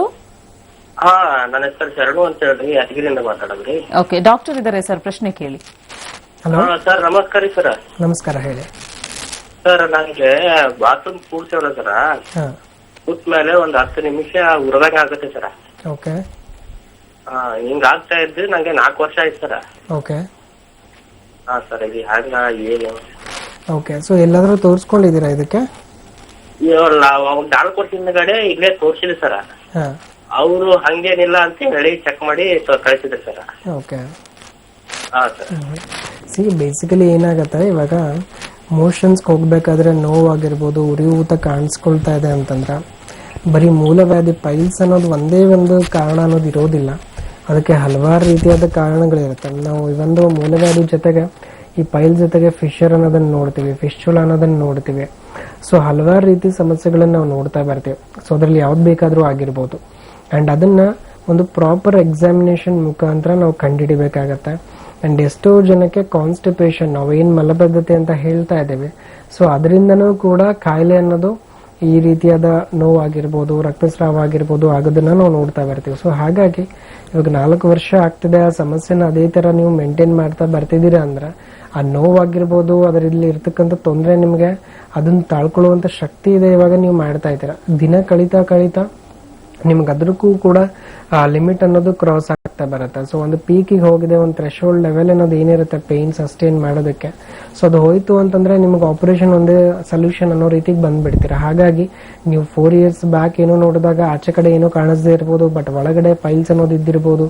ಸೊ ಅದನ್ನ ಪ್ರಾಪರ್ ಆಗಿ ನೋಡದೆ ನಿಮಗೆ ಅದೇ ತರ ಇವಾಗ ಟ್ರೀಟ್ಮೆಂಟ್ ಇಲ್ಲದೆ ಬಿಡ್ತಾ ಇದ್ದೀರಾ. ಸೊ ಹಾಗಾಗಿ ನೀವು ಇವತ್ತಿನಿಂದ ಅತಿ ಹೆಚ್ಚಾಗಿ ನೀರು ತಗೊಳ್ಳೋದಾಗಿರ್ಬೋದು, ನಾರಿನಾಂಶ ಹಣ್ಣುಗಳನ್ನು ತಗೊಳ್ಳೋದಿರ್ಬೋದು ಮಾಡ್ತಾ ಬನ್ನಿ. ಅದ್ರ ಜೊತೆಗೆ ಬೆಳಗ್ಗೆ ಎದ್ಬಿಟ್ಟು ಖಾಲಿ ಹೊಟ್ಟೆಲಿ ಈ ಮೂಲಂಗಿ ಮತ್ತು ಮೊಸರು ಎರಡನ್ನ ಮಿಕ್ಸ್ ಮಾಡಿ ತಗೊಳ್ಳೋದನ್ನ ಹ್ಯಾಬಿಟ್ ಮಾಡ್ತಾ ಬನ್ನಿ. ಸೊ ಇದು ಕೂಡ ನಿಮ್ಗೆ ಇರ್ತಕ್ಕಂಥ ರಕ್ತನಾಳಗಳಲ್ಲಿ ಸರ್ಕ್ಯುಲೇಷನ್ ಚೆನ್ನಾಗಿ ಮಾಡ್ತಾ ಬರುತ್ತೆ. ಆ್ಯಂಡ್ ಹೋಮಿಯೋಪತಿ ಟ್ರೀಟ್ಮೆಂಟ್ ಕೂಡ ತುಂಬ ನಿಮಗೆ ಇಂಪಾರ್ಟೆಂಟ್ ಆಗಿ ತಗೊಳ್ಳುವಂಥ ಅವಶ್ಯಕತೆ ಇದೆ ಇವಾಗ. ಸೊ ಹಾಗಾಗಿ ಅದನ್ನು ಕಂಟಿನ್ಯೂ ಮಾಡ್ತಾ ಬನ್ನಿ. ಒಂದ್ಸತಿ ನೀವು ಬಂದಾಗ ನಿಮ್ಮ ಎಕ್ಸಾಮಿನೇಷನ್ ಮುಖಾಂತರ ನಿಮ್ಗೆ ಯಾವ ಗ್ರೇಡಲ್ಲಿದೆ, ಏನು ಸ್ಟೇಜಲ್ಲಿದೆ ಅದನ್ನು ತೊಗೊಂಡ್ಬಿಟ್ಟು ಸೊ ಅದ್ರ ಪ್ರಕಾರ ಟ್ರೀಟ್ಮೆಂಟ್ ಸ್ಟಾರ್ಟ್ ಮಾಡ್ಕೊಳ್ಳಿ. ಓಕೆ ಸರ್, ಕರೆ ಮಾಡಿದ್ದಕ್ಕಾಗಿ ಧನ್ಯವಾದಗಳು. ಆದಷ್ಟು ಬೇಗ ಡಾಕ್ಟರ್ನ ನೀವು ನೇರವಾಗಿ ಕನ್ಸಲ್ಟ್ ಮಾಡಲೇಬೇಕು ಅಂತ ಡಾಕ್ಟರ್ ಹೇಳಿದ್ದಾರೆ. ಸೊ ಇನಿಷಿಯಲ್ ಸ್ಟೇಜಸ್ ಅಲ್ಲಿ ನೀವು ಡಾಕ್ಟರ್ನ ಭೇಟಿಯಾದ್ರೆ ಅಷ್ಟು ಬೇಗ ನಿಮ್ಮ ಕಾಯಿಲೆ ಗುಣಮುಖವಾಗುತ್ತೆ. ಸೊ ನಿಮಗೆ ಹತ್ತಿರ ಬ್ರಾಂಚ್ ಯಾವ್ದಾಗುತ್ತೆ ಅನ್ನೋದನ್ನ ನೋಡ್ಕೊಳ್ಬೇಕು ಅನ್ನೋದಾದ್ರೆ ಟಿವಿ ಸ್ಕ್ರೀನ್ ಮೇಲೆ ಒಂದು ನಂಬರ್ನ ನಾವು ಡಿಸ್ಪ್ಲೇ ಮಾಡ್ತಾ ಇದ್ದೀವಿ, ಅದೇ ನಂಬರ್ಗೆ ನೀವು ಕರೆ ಮಾಡಬೇಕಾಗುತ್ತೆ. ಸೊ ನಿಮಗೆ ಯಾವ ಬ್ರಾಂಚ್ ಹತ್ತಿರವಾಗುತ್ತೆ ಅದರ ಕಂಪ್ಲೀಟ್ ಡೀಟೇಲ್ಡ್ ಇನ್ಫಾರ್ಮೇಶನ್ ನಿಮಗೆ ಸಿಗುತ್ತೆ. ಅಪಾಯಿಂಟ್ಮೆಂಟ್ ಕಾಲ್ನ ಫಿಕ್ಸ್ ಮಾಡಿ ಕೊಡಲಾಗುತ್ತೆ. ನೇರವಾಗಿ ಡಾಕ್ಟರ್ನ ಭೇಟಿಯಾದ್ರೆ ಯಾವುದೇ ರೀತಿಯಾದಂತಹ ಅಡ್ಡ ಪರಿಣಾಮಗಳು ಇಲ್ಲದೆ ಚಿಕಿತ್ಸೆಯನ್ನ ನೀಡಲಾಗುತ್ತೆ. ಇನ್ನು ವೀಕ್ಷಕರೇ, ಇವತ್ತಿನ ನೇರ ಪ್ರಸಾರ ಕಾರ್ಯಕ್ರಮದಲ್ಲಿ ಪೈಲ್ಸ್ ಕುರಿತಾಗಿ ನಾವು ಮಾಹಿತಿಯನ್ನು ನೀಡ್ತಾ ಇದ್ದೀವಿ. ಸೊ ಈ ಮೂಲವ್ಯಾಧಿ ಸಮಸ್ಯೆಗೆ ಕಾರಣಗಳನ್ನ ನಾವು ತಿಳ್ಕೊಂಡ್ವಿ, ಹಾಗೆ ಇದರ ಗುಣಲಕ್ಷಣಗಳು ಯಾವ ರೀತಿಯಾಗಿರುತ್ತೆ, ಜೀವನ ಶೈಲಿಯ ಬದಲಾವಣೆಯಿಂದಾಗಿ ಈ ರೀತಿಯಾದಂತಹ ಪ್ರಾಬ್ಲಮ್ ಹೆಚ್ಚಾಗ್ತಾ ಇದೆ, ಇತ್ತೀಚಿನ ದಿನಗಳಲ್ಲಿ ಯಾವ ರೀತಿ ನೀವು ಸರಿದೂಗಿಸ್ಕೊಂಡು ಹೋಗಬೇಕು, ಇದ್ರ ಬಗ್ಗೆ ಮಾಹಿತಿಯನ್ನ ಡಾಕ್ಟರ್ ನಿಮಗೆ ನೀಡ್ತಾ ಇದ್ದಾರೆ. ಇನ್ನಷ್ಟು ಮಾಹಿತಿ ಪಡ್ಕೊಳ್ಳೋಣ. ಒಂದು ಕರೆ ಸಿದ್ಧವಾಗಿದೆ. ಹಲೋ ಹಲೋ, ನಮಸ್ತೆ, ನಿಮ್ಮ ಹೆಸರು? ನನ್ನ ಹೆಸರು ಶ್ರೀ ಅಂತ ಮೇಡಮ್. ಯಾವ ಊರಿಂದ ಕರೆ ಮಾಡ್ತಿದ್ದೀರಾ? ನಾವು ಧಾರವಾಡದಿಂದ ಮಾತಾಡ್ತಾ ಇದೀವಿ ಮೇಡಮ್. ಓಕೆ, ಡಾಕ್ಟರ್ ಇದ್ದಾರೆ, ಮಾತಾಡಿಮ್ಮ. ಹಲೋ ಹಲೋ, ನಮಸ್ತೆ ಸರ್. ನಮಸ್ಕಾರ, ಹೇಳಿ ಅಮ್ಮ. ಸರ್, ನಾವು ಪ್ರೆಗ್ನೆಂಟ್ ಇದ್ದಾಗ ಈ ಪ್ರಾಬ್ಲಮ್ ಆಗಿದೆ ಸರ್. ಓಕೆ ಅಮ್ಮ. ಅದಕ್ಕಾಗಿ ಸರ್ ಪೈಲ್ಸ್ ಪ್ರಾಬ್ಲಮ್ ಆಗಿ ಅದು ಒಂದ್ ಸ್ವಲ್ಪ ನೋವು ಆಗ್ತೈತೆ ಅಷ್ಟೇ ಸರ್. ಅದು ಓಕೆ. ಮತ್ ಈಗ ಒಂದ್ 6-7 ವರ್ಷ ಆಯ್ತ್ರಿ. ನನ್ ಮಗಳು 7 ವರ್ಷದವಳು ಅದಾಳ್ರಿ. ಬೆಳಗಮ್ಮ ಆಯುರ್ವೇದಿಕ್ ಮತ್ತ ಅಲ್ಲ ಅಲ್ಲಿ ಹಾಸ್ಪಿಟಲ್ ಭಾಳ ತೋರ್ಸೇನ್ರಿ ಸರ್, ಓಕೆ ಅಮ್ಮ. ಕಡಿಮೆ ಆಗಿಲ್ರಿ ಸರ್ ಅದು. ಸಿ ಬೇಸಿಕಲಿ ನೋಡಿಮ್ಮ, ಇವಾಗ ನಿಮ್ಮ ಪ್ರೆಗ್ನೆನ್ಸಿ ಟೈಮಲ್ಲಿ ಸ್ಟಾರ್ಟ್ ಆಗಿತ್ತು ಆ್ಯಂಡ್ ಅದಾದಮೇಲೆ ಇವಾಗ 7 ಇಯರ್ಸ್ ಆಯಿತು ಅಂತಂದಾಗ ಇವಾಗ ನಿಮ್ಗಿರುವಂಥ ಸ್ಟೇಜ್ ಹೇಗಿರುತ್ತೆ ಅಂತಂದ್ರೆ, ಸೊ ಸುಮಾರು ಜನ ಹೆಣ್ಮಕ್ಳು ನಾರ್ಮಲಿ ಇದೇ ಒಂದು ಸ್ಟೇಜಲ್ಲಿ ಇರ್ತಾರೆ. ಅಂದರೆ ಸೊ ಪ್ರೆಗ್ನೆನ್ಸಿ ಟೈಮಲ್ಲಿ ಕಾಣಿಸ್ಕೊಂಡಿರುತ್ತೆ ಈ ಒಂದು ಕಾನ್ಸ್ಟಿಪೇಷನ್, ಮಲಬದ್ಧತೆ ಇರ್ಬೋದು, ಇಲ್ಲ ಮೋಷನ್ಸ್ಗೆ ಹೋಗ್ಬೇಕಾದ್ರೆ ನೋವು ಆಗ್ತಾ ಇರೋದಿರ್ಬೋದು, ಅದನ್ನು ಅದೇ ರೀತಿ ಮೇಂಟೈನ್ ಮಾಡ್ತಾ ಬರ್ತೀರಾ. ಸೊ ಯಾವುದೇ ರೀತಿಯ ತೊಂದರೆ ಅನ್ನೋದು ತಾಳ್ಕೊಳ್ಳುವಂಥ ಒಂದು ಕೆಪಾಸಿಟಿ ನಿಮಗಿರುತ್ತೆ. ಸೊ ಹಾಗಾಗಿ ಅದನ್ನು ಮೇಂಟೈನ್ ಮಾಡ್ತಾ ಬರ್ತೀರಾ. ಇಲ್ಲ ತುಂಬ ತೊಂದರೆ ಆಗ್ತಿದೆ ಅಂದಾಗ ಹತ್ತಿರದ ಕ್ಲಿನಿಕ್ಗಳಲ್ಲಿ ಹೋಗಿ ನೀವು ಯಾವುದೋ ಒಂದು ನೋವಿನ ಮಾತ್ರೆ ತಗೊಳ್ಳೋದಿರ್ಬೋದು, ನೋವಿಗೋಸ್ಕರ ಇಂಜೆಕ್ಷನ್ಸ್ ತಗೊಳ್ಳೋದಿರ್ಬೋದು, ಸೊ ಈ ರೀತಿ ಮಾಡ್ತಾ ಬರ್ತೀರಾ. ಬಟ್ ಇದೇನಾಗುತ್ತೆ, ಎಲ್ಲೋ ಒಂದು ಕಡೆ ಒಳಗಡೆ ಇರುವಂಥ ತೊಂದರೆನ ಜಾಸ್ತಿ ಮಾಡ್ತಾ ಹೋಗುತ್ತೆ. ನಾನು ಗ್ರೇಡ್ಸ್ ಬಗ್ಗೆ ಹೇಳ್ತಾ ಹೋದೆ. ಸೊ ಅಲ್ಲಿ ಏನಾಗುತ್ತೆ, ಒಂದು ಹಂತದಿಂದ 2ನೇ ಹಂತಕ್ಕೆ ಬೆಳೀತಾ ಇದೆ ಕಾಯಿಲೆ ಅಂತಂದಾಗ ರಕ್ತನಾಳಗಳು ಹಿಗ್ಗಿ ಊತಕ್ಕೊಳಗಾಗ್ತಾ ಬರುತ್ತೆ. ಅದು ಆಚೆ ಕಡೆ ಕಾಣಿಸ್ಕೊಳ್ಳೋಕೆ ಸ್ಟಾರ್ಟ್ ಆಗುತ್ತೆ ಆ್ಯಂಡ್ ರಕ್ತನಾಳಗಳು ಒಡೆಯಕ್ಕೆ ಸ್ಟಾರ್ಟ್ ಆಗುತ್ತೆ. ಸೊ ಅದರಿಂದ ಬ್ಲೀಡಿಂಗ್ ಆಗೋದನ್ನ ನಾವು ನೋಡ್ತಾ ಬರ್ತೀವಿ. ಆ್ಯಂಡ್ ಹೆಣ್ಣು ಮಕ್ಕಳಲ್ಲಿ ಮ್ಯಾಕ್ಸಿಮಮ್ ಆಗಿ ನಾವು ಈ ಸಮಸ್ಯೆ ಜಾಸ್ತಿ ಆಗ್ತಿದ್ದಂಗೆ ಕಾಂಪ್ಲಿಕೇಶನ್ಸ್ ಆಗೋದನ್ನ ನೋಡ್ತೀವಿ. ಸೊ ಅದು ರೆಕ್ಟಲ್ ಕ್ಯಾನ್ಸರ್ ಅಂತ ನಾವು ಹೇಳ್ತಾ ಬಂದೆ ಎಷ್ಟೋ ಜನ ಪೇಷಂಟ್ಸ್ಗೆ, ಆ್ಯಂಡ್ ಪ್ರೊಲ್ಯಾಪ್ಸ್ ಆಫ್ ರೆಕ್ಟಮ್ ಅಂತ ಹೇಳ್ತಾ ಬಂದೆ. ಸೊ ಇವೆಲ್ಲವೂ ನಾವು ನೋಡ್ತಾ ಬರ್ತೀವಿ. ಸೊ ಒಂದು ನೋಡಿಮ್ಮ, ಇವಾಗಲೂ ಕೂಡ ಯಾವುದೇ ರೀತಿಯೂ ಕೂಡ ನಿಮ್ಮ ಸಮಸ್ಯೆ ಅಷ್ಟೊಂದು ತೊಂದರೆಗೆ ಆಗ್ತಿರಲಿಲ್ಲ ಅಂದಾಗ ಹತ್ತಿರದ ಕ್ಲಿನಿಕ್ಕಿಗೆ ಒಂದ್ಸತಿ ವಿಸಿಟ್ ಮಾಡಿ ನಿಮ್ಮ ಒಂದು ಕಾಯಿಲೆಯ ಪ್ರಾಪರ್ ಎಕ್ಸಾಮಿನೇಷನ್ ನಾವು ಮಾಡ್ತೀವಿ. ಸೊ ಅದ್ರ ಮುಖಾಂತರ ನಿಮಗೆ ಯಾವ ರೀತಿಯಾದ ಒಂದು ಡಯಟ್ ಅನ್ನೋದು ಮಾಡಬೇಕು, ಸೊ ನಿಮ್ಮ ದೇಹಕ್ಕೆ ಯಾವ ರೀತಿಯಾದ ಫಿಸಿಕಲ್ ಆಕ್ಟಿವಿಟಿ ಸೂಟ್ ಆಗುತ್ತೆ, ನಿಮ್ಮ ವೆಯ್ಟ್ ಎಷ್ಟಿದೆ, ಅದನ್ನೆಲ್ಲವೂ ನೋಡಿಕೊಂಡು ಅದ್ರ ಪ್ರಕಾರ ನಾವು ಮಾನಿಟರ್ ಮಾಡ್ತಾ ಬರ್ತೀವಿ. ಒಂದ್ಸತಿ ಭೇಟಿ ಕೊಡಿಯಮ್ಮ, ಖಂಡಿತವಾಗ್ಲೂ ನಿಮ್ಗೆ ಇದರಿಂದ ಹೆಲ್ಪ್ ಆಗುತ್ತೆ. ಕಾರ್ಯಕ್ರಮಕ್ಕೆ ಕರೆ ಮಾಡಿದ್ದಕ್ಕಾಗಿ ಧನ್ಯವಾದಗಳು. ಸೊ ಬಳ್ಳಾರಿನಲ್ಲೂ ಕೂಡ ನಮ್ಮ ಹೋಮಿಯೋಪತಿ ಬ್ರಾಂಚ್ ಇದೆ. ನೇರವಾಗಿ ನೀವು ಡಾಕ್ಟರ್ನ ಕನ್ಸಲ್ಟ್ ಮಾಡಬೇಕಾಗತ್ತೆ. ನಿಮ್ಮ ಪ್ರಾಬ್ಲಮ್ಗೆ ಸೊಲ್ಯೂಷನ್ ಇದೆ, ಯಾವುದೇ ರೀತಿಯಾದಂತಹ ಅಡ್ಡ ಪರಿಣಾಮಗಳಿಲ್ಲ ಅಂತ ಡಾಕ್ಟರ್ ನಿಮಗೆ ತಿಳಿಸಿದ್ದಾರೆ. ಇನ್ನೊಂದು ಕರೆ ಇದೆ. ಹಲೋ, ಹಲೋ, ನಮಸ್ತೆ. ನಿಮ್ಮ ಹೆಸರು ಹೇಳಿ ಸರ್. ನನ್ನ ಹೆಸರು ಮುನಿಯಪ್ಪ ಅಂತ. ಯಾವ ಊರಿಂದ ಕರೆ ಮಾಡ್ತಿದ್ದೀರಾ? ಹೊಸೂರ ಪಕ್ಕ ಬಿಟ್ಟು ಮಾಡ್ತಾ ಇದ್ದೀರಿ. ಓಕೆ, ಡಾಕ್ಟರ್ ಇದ್ದಾರೆ. ರೈಟ್ ಕಾಲು ಜೋಬ್ ಹಿಡಿತಾಗ ಅದಕ್ಕೆ ಏನ್ ಮಾಡೋಣ ಅಂತ ಕೇಳೋಣ. ಓಕೆ, ಹೇಳಿ ಸರ್, ಏನಾಗ್ತಿದೆ ಹೇಳಿ. ಹಲೋ, ಹೇಳಿ ಕೇಳಿಸ್ತಾ ಇದೆಯಾ? ರೈಟ್ ಕಾಲ್ ನನ್ಗೆ ಜೋಬ್ ಹಿಡಿತಾಗ, ಓಕೆ, ಕಾಲ ಅಂಗವತ್ತ ಅದ್ರ ಕೇಳ್ತಾ ಇದೀನಿ ಸರ್. ಹೌದಾ? ಏನಾದ್ರು BP ಶುಗರ್ ಏನಾದ್ರು ಇದೆಯಾ? ಶುಗರ್ BP ಏನಾದ್ರು ಇದೆಯಾ ನಿಮ್ಗೆ? ಈಗ ಒಂದು ದಿವಸ ಸರ್ ಲೈನ್ ಆಸೆ ಬರ್ತೀನಿ ಸರ್. ಹಲೋ, ಕರೆ ಕಟ್ಟಾಗಿದೆ, ದಯಮಾಡಿ ಕ್ಷಮಿಸಿ. ಇದು ನೇರ ಪ್ರಸಾರ ಕಾರ್ಯಕ್ರಮ ವೀಕ್ಷಕರೇ. ನೀವು ಕರೆ ಮಾಡಿದಾಗ್ಲೇನೆ ಟಿವಿ ವಾಲ್ಯೂಮ್ನ ಕಂಪ್ಲೀಟ್ ಮ್ಯೂಟ್ ಮಾಡಿ, ನೆಟ್ವರ್ಕ್ ಎಲ್ಲಿ ಸಿಗುತ್ತೆ ಅಲ್ಲಿ ಬಂದು ನೀವು ಮಾತಾಡಬೇಕಾಗತ್ತೆ. ಜೊತೆಗೆ ನಿಮ್ಮ ಪ್ರಶ್ನೆ ಯಾವಾಗಲೂ ಸ್ಪಷ್ಟವಾಗಿರ್ಲಿ, ಸ್ಫುಟವಾಗಿರ್ಲಿ. ಇನ್ನು ಡಾಕ್ಟರ್ ಇವ್ರು ಹೇಳಿದ್ದೇನು ಅಂತ ಹೇಳಿದ್ರೆ, ಅವ್ರ ರೈಟ್ ಸೈಡ್ ಕಾಲು ಜೋಮ್ ಹಿಡಿಯುತ್ತೆ ಅಂತ ಹೇಳಿದ್ರು. ಇದು ಯಾವ ರೀತಿ ಸಮಸ್ಯೆ ಆಗಿದೆ? ಬೇಸಿಕಲಿ ಇವಾಗ ನಮ್ನೆಸ್ ಆಗಿರ್ಬೋದು, ಈ ಜೋಮ್ ತುಂಬಾ ಸೆನ್ಸೇಷನ್ ಬರೋದು, ಸೊ ಇದೆಲ್ಲವೂ ನಾವು ಏನ್ ಮಾಡ್ತೀವಿ, ಸ್ವಲ್ಪ ಏಜ್ ಓಲ್ಡ್ ಫ್ಯಾಕ್ಟರ್ಸ್ ಅಲ್ಲಿ ನೋಡ್ತೀವಿ. ಅಂಡ್ ನಾವು ನ್ಯೂರೋಪತಿ ಆಗಿರ್ಬೋದು, ನರ್ವಸ್ ವೀಕ್ನೆಸ್ ಅಂತ ಏನ್ ಹೇಳ್ತೀವಿ, ಸೊ ಜನರಲೈಸ್ಡ್ ವೀಕ್ನೆಸ್ ಆಗ್ತಿದೆ, ನರ್ವಲ್ಲಿ ವೀಕ್ನೆಸ್ ಆಗ್ತಿದ್ರೆ ನಾವು ನೋಡ್ತಾ ಬರ್ತೀವಿ. ಇಲ್ಲ ವಿಟಮಿನ್ ಡೆಫಿಷಿಯನ್ಸಿ ಆಗ್ತಿದೆ ಅಂದ್ರೆ ನೋಡ್ತಾ ಬರ್ತೀವಿ. ಖಂಡಿತವಾಗ್ಲೂ ಇದನ್ನ ವಿಟಮಿನ್ ಸಪ್ಲಿಮೆಂಟ್ಸ್ ತಗೊಳ್ಳೋದಕ್ಕಿಂತಲೂ ಸೊ ಅದಕ್ಕೂ ಕೂಡ ಒಳ್ಳೆ ಮಾತ್ರೆಗಳು ಹೋಮಿಯೋಪತಿಲಿ ಫಾರ್ ನರ್ವಸ್ ವೀಕ್ನೆಸ್ಗೆ ಸಿಗ್ತಾ ಹೋಗುತ್ತೆ. ಏಜ್ ಫ್ಯಾಕ್ಟರ್ ಆಗಿರ್ಬೋದು, ಅವರ ವರ್ಕ್ ಹಿಸ್ಟ್ರಿ ಆಗಿರ್ಬೋದು, ಸೊ ಅದೆಲ್ಲವೂ ನೋಡಿಕೊಂಡು ಟ್ರೀಟ್ಮೆಂಟ್ ಕೊಡೋದಾಗಿರುತ್ತೆ. ಒಂದ್ಸತಿ ಖಂಡಿತವಾಗ್ಲೂ ಅವ್ರು ಭೇಟಿ ಆಗಿದ್ದಲ್ಲಿ ಅವ್ರಿಗೆ ಇರ್ತಕ್ಕಂಥ ಸಮಸ್ಯೆಗೆ ಒಂದು ಸಲಹೆ ಸಿಗುತ್ತೆ. ಸರ್, ಕರೆ ಮಾಡಿದ್ದಕ್ಕಾಗಿ ಧನ್ಯವಾದಗಳು. ನಿಮ್ಮ ಲೈನ್ ಅರ್ಧಕ್ಕೆ ಕಟ್ಟಾಯಿತು, ಆದರೂ ಕೂಡ ಡಾಕ್ಟರ್ ನಿಮ್ಮ ಪ್ರಶ್ನೆಗೆ ಉತ್ತರವನ್ನ ನೀಡಿದ್ದಾರೆ. ಸೊ ನಿಮ್ಮ ಸಮಸ್ಯೆಗೆ ಪರಿಹಾರ ಇದೆ, ಯಾವುದೇ ರೀತಿಯಾದಂತಹ ಅಡ್ಡ ಪರಿಣಾಮಗಳಿಲ್ಲದೆ ಚಿಕಿತ್ಸೆಯನ್ನ ನೀಡಬಹುದು ಅಂತ ಹೇಳಿದ್ದಾರೆ. ಸೊ ನಮ್ಮ ಹೋಮಿಯೋಪತಿ ಬ್ರಾಂಚ್ ಆಲ್ ಓವರ್ ಕರ್ನಾಟಕದಲ್ಲಿದೆ. ನಿಮಗೆ ಯಾವ ಬ್ರಾಂಚ್ ಹತ್ತಿರವಾಗುತ್ತೆ ಆ ಬ್ರಾಂಚ್ಗೆ ನೇರವಾಗಿ ಆದಷ್ಟು ಬೇಗ ಹೋಗಿ ಡಾಕ್ಟರ್ನ ನೀವು ಭೇಟಿಯಾದ್ರೆ ನಿಮ್ಮ ಸಮಸ್ಯೆಗೆ ಪರಿಹಾರವನ್ನ ನೀವು ಪಡ್ಕೊಳ್ಬಹುದು. ಇನ್ನು ನಾವು ಪೈಲ್ಸ್ ಕುರಿತಾಗಿ ಇವತ್ತಿನ ಸಂಚಿಕೆಯಲ್ಲಿ ಮಾತಾಡ್ತಾ ಇದ್ದೀವಿ. ಕಾರಣಗಳನ್ನ ತಿಳಿಸ್ಕೊಟ್ರು, ಹಾಗೆ ಇದರಲ್ಲಿ ಸಿಂಪ್ಟಮ್ಸ್ ಯಾವ ರೀತಿಯಾಗಿರುತ್ತೆ, ಟೈಪ್ಸ್ ಹೇಗೆಲ್ಲ ಇರುತ್ತೆ, ಇದ್ರ ಬಗ್ಗೆನೂ ಕೂಡ ತಿಳ್ಕೊಂಡ್ವಿ. ಇನ್ನು ಹಲವಾರು ಸಮಸ್ಯೆಗಳು ಹೆರಿಡಿಟಿ ವೈಸ್ ಬರುತ್ತೆ. ಸೊ ಈ ಒಂದು ಸಮಸ್ಯೆನೂ ಕೂಡ ಹೆರಿಡಿಟಿ ವೈಸ್ ಬರುವಂತ ಚಾನ್ಸಸ್ ಏನಾದ್ರೂ ಇದೆಯಾ ಡಾಕ್ಟರ್, ಇದ್ರ ಬಗ್ಗೆ ಹೇಳೋದಾದ್ರೆ? ಬೇಸಿಕಲಿ ಖಂಡಿತವಾಗ್ಲೂ ಈ ಜೆನೆಟಿಕ್ ಫ್ಯಾಕ್ಟರ್ ಅನ್ನೋದು ಈ ಪೈಲ್ಸ್ ಅನ್ನೋ ಕಾಯಿಲೆಗೆ ಒಂದು ಇಂಪಾರ್ಟೆಂಟ್ ರೋಲ್ ಆಗಿನೇ ಪ್ಲೇ ಮಾಡುತ್ತೆ. ಒಂದು ಇವಾಗ ನಾರ್ಮಲಿ ನಾವು ಒಂದು ಕಾರಣ ಅಂತ ತಗೊಳ್ತಾ ಬರ್ತಾ ಇದ್ದೀವಿ ಕಾಯಿಲೆಗೆ ಅಂತಂದ್ರೆ, ಮೊದಲನೇದಾಗಿ ನಾವು ಹಿಸ್ಟ್ರಿಯಲ್ಲಿ ಕೇಳ್ತಕ್ಕಂಥದ್ದೇ ಜೆನೆಟಿಕ್ ಫ್ಯಾಕ್ಟರ್ ಅಂತ ಹೇಳ್ತೇವೆ. ಸೊ ಯಾರಾದ್ರೂ ಮನೆಯಲ್ಲಿ ತಂದೆಗಾಗಿರ್ಬೋದು, ತಾಯಿಗಾಗಿರ್ಬೋದು, ಸೊ ಅವರ ಒಂದು ಫ್ಯಾಮಿಲಿ ಹಿಸ್ಟ್ರಿಯಲ್ಲಿ ಸಮಸ್ಯೆ ಇತ್ತು ಅಂದರೆ ಖಂಡಿತವಾಗ್ಲೂ ಈ ಮೂಲವ್ಯಾಧಿ ಬರುವಂಥ ಚಾನ್ಸಸ್ ನಾವು ನೋಡ್ತಾ ಬರ್ತೀವಿ. ಆ್ಯಂಡ್ ಮೇನ್ಲಿ ಯಾರಲ್ಲಿ ಸಿಂಗಲ್ ಪೇರೆಂಟಲ್ಲಿ ಇದು ಕಾಣಿಸ್ಕೊಳ್ತಾ ಹೋಗುತ್ತೆ, ತಂದೆಗೆ ಅಥವಾ ತಾಯಿಗಿತ್ತು ಅಂತಂದ್ರೆ ಸೊ 30% ಚಾನ್ಸಸ್ ಮಕ್ಕಳಿಗೆ ಬರೋದು ನಾವು ನೋಡ್ತಾ ಬರ್ತೀವಿ. ಇಲ್ಲ ಗಂಡ ಹೆಂಡತಿ ಇಬ್ಬರಲ್ಲೂ ಇತ್ತು, ಅವರ ಫ್ಯಾಮಿಲಿಯಲ್ಲಿ ಅವರ ತಂದೆ ತಾಯಿಗೆ ಇಬ್ಬರಿಗೂ ಇತ್ತು ಅಂತಂದ್ರೆ ಸೊ ಖಂಡಿತವಾಗ್ಲೂ 80% ಚಾನ್ಸಸ್ ಈ ಒಂದು ಸಮಸ್ಯೆ ಬರೋದಾಗಿರುತ್ತೆ. ಸೊ ಹಾಗಾಗಿ ಜೆನೆಟಿಕ್ ಫ್ಯಾಕ್ಟರ್ ಅನ್ನೋದು ಈಗ ಸಮಸ್ಯೆ ಖಂಡಿತವಾಗ್ಲೂ ಒಂದು ಮೇನ್ ರೋಲ್ ಅಂತ ಹೇಳ್ಬೋದು. ಆ್ಯಂಡ್ ಬೇಸಿಕಲಿ ಪ್ರತಿಯೊಂದು ಪೇಷಂಟ್ಸು ತಿಳ್ಕೊಬೇಕಾಗಿರೋದೇನು ಅಂತಂದಾಗ ತಂದೆ ತಾಯಿಗಾಗಿರ್ಬೋದು ಇಲ್ಲ ತಂದೆಗೆ ಅಥವಾ ತಾಯಿಗಾಗಿರ್ಬೋದು ಈ ಸಮಸ್ಯೆ ಇದ್ದಲ್ಲಿ ಮಕ್ಕಳಿಗೆ ಬರಲೇಬೇಕು ಅನ್ನೋ ಕಂಪಲ್ಷನ್ ಏನೂ ಇರೋದಿಲ್ಲ. ಸೊ ಯಾರ ಒಂದು ಮನೆಯಲ್ಲಿ ಈ ಹಿಸ್ಟ್ರಿ ಅನ್ನೋದಿರುತ್ತೆ ಅವರು ದೈಹಿಕವಾಗಿ ತುಂಬ ಆಕ್ಟಿವ್ ಆಗಿ ಇಟ್ಕೊಂಡು ಸೊ ಅವರ ಬಾಡಿಯ ವೆಯ್ಟ್ ಆಗಿರ್ಬೋದು, ಅವ್ರು ತಗೊಳ್ತಕ್ಕಂಥ ಆಹಾರ ಆಗಿರ್ಬೋದು ಚೆನ್ನಾಗಿ ಮೇಂಟೈನ್ ಮಾಡ್ತಾ ಬಂದಿದ್ದಲ್ಲಿ ಖಂಡಿತವಾಗ್ಲೂ ಅವರಿಗೆ ಸಮಸ್ಯೆ ಬರದೇ ಇರೋ ಥರ ನೋಡ್ಕೋಬಹುದು. ಆ್ಯಂಡ್ ಎಷ್ಟೋ ಜನ ಪೇಷಂಟ್ಸಿಗೆ ಹೇಳ್ತಾ ಹೋಗ್ತೀವಿ ಜೆನೆಟಿಕ್ ಫ್ಯಾಕ್ಟರ್ ಇತ್ತು ಅಂತಂದ್ರೆ ತುಂಬ ಕೇರ್ಫುಲ್ ಆಗಿರಬೇಕು. ನಾಟ್ ಓನ್ಲಿ ಪೈಲ್ಸ್ ಅಂತಲ್ಲ, ಯಾವುದೇ ಒಂದು ಕಾಯಿಲೆ ಇದ್ದಲ್ಲೂ ಕೂಡ ಜೆನೆಟಿಕ್ ರೋಲ್ ತುಂಬ ಇಂಪಾರ್ಟೆಂಟ್ ಆಗಿ ನಾವು ನೋಡ್ತಾ ಬರ್ತೀವಿ. ಸೊ ಹಾಗಾಗಿ ಪೈಲ್ಸ್ಗೂ ಕೂಡ ಅದೇ ರೀತಿಯಾದ ಒಂದು ಸಮಸ್ಯೆ ನಾವು ಎದುರಿಸ್ತಾ ಬರ್ತೀವಿ. ಸೊ ಫ್ಯಾಮಿಲಿ ಹಿಸ್ಟ್ರಿ ಇತ್ತು ಅಂತಂದ್ರೆ ಸೊ ತುಂಬ ಗ್ರೇವಿಯಸ್ ಅಂದರೆ ಆ ಒಂದು ಕಾಯಿಲೆ ತುಂಬ ಅತಿರೇಕಕ್ಕೆ ಹೋಗೋದನ್ನು ನಾವು ನೋಡ್ತಾ ಬರ್ತೀವಿ.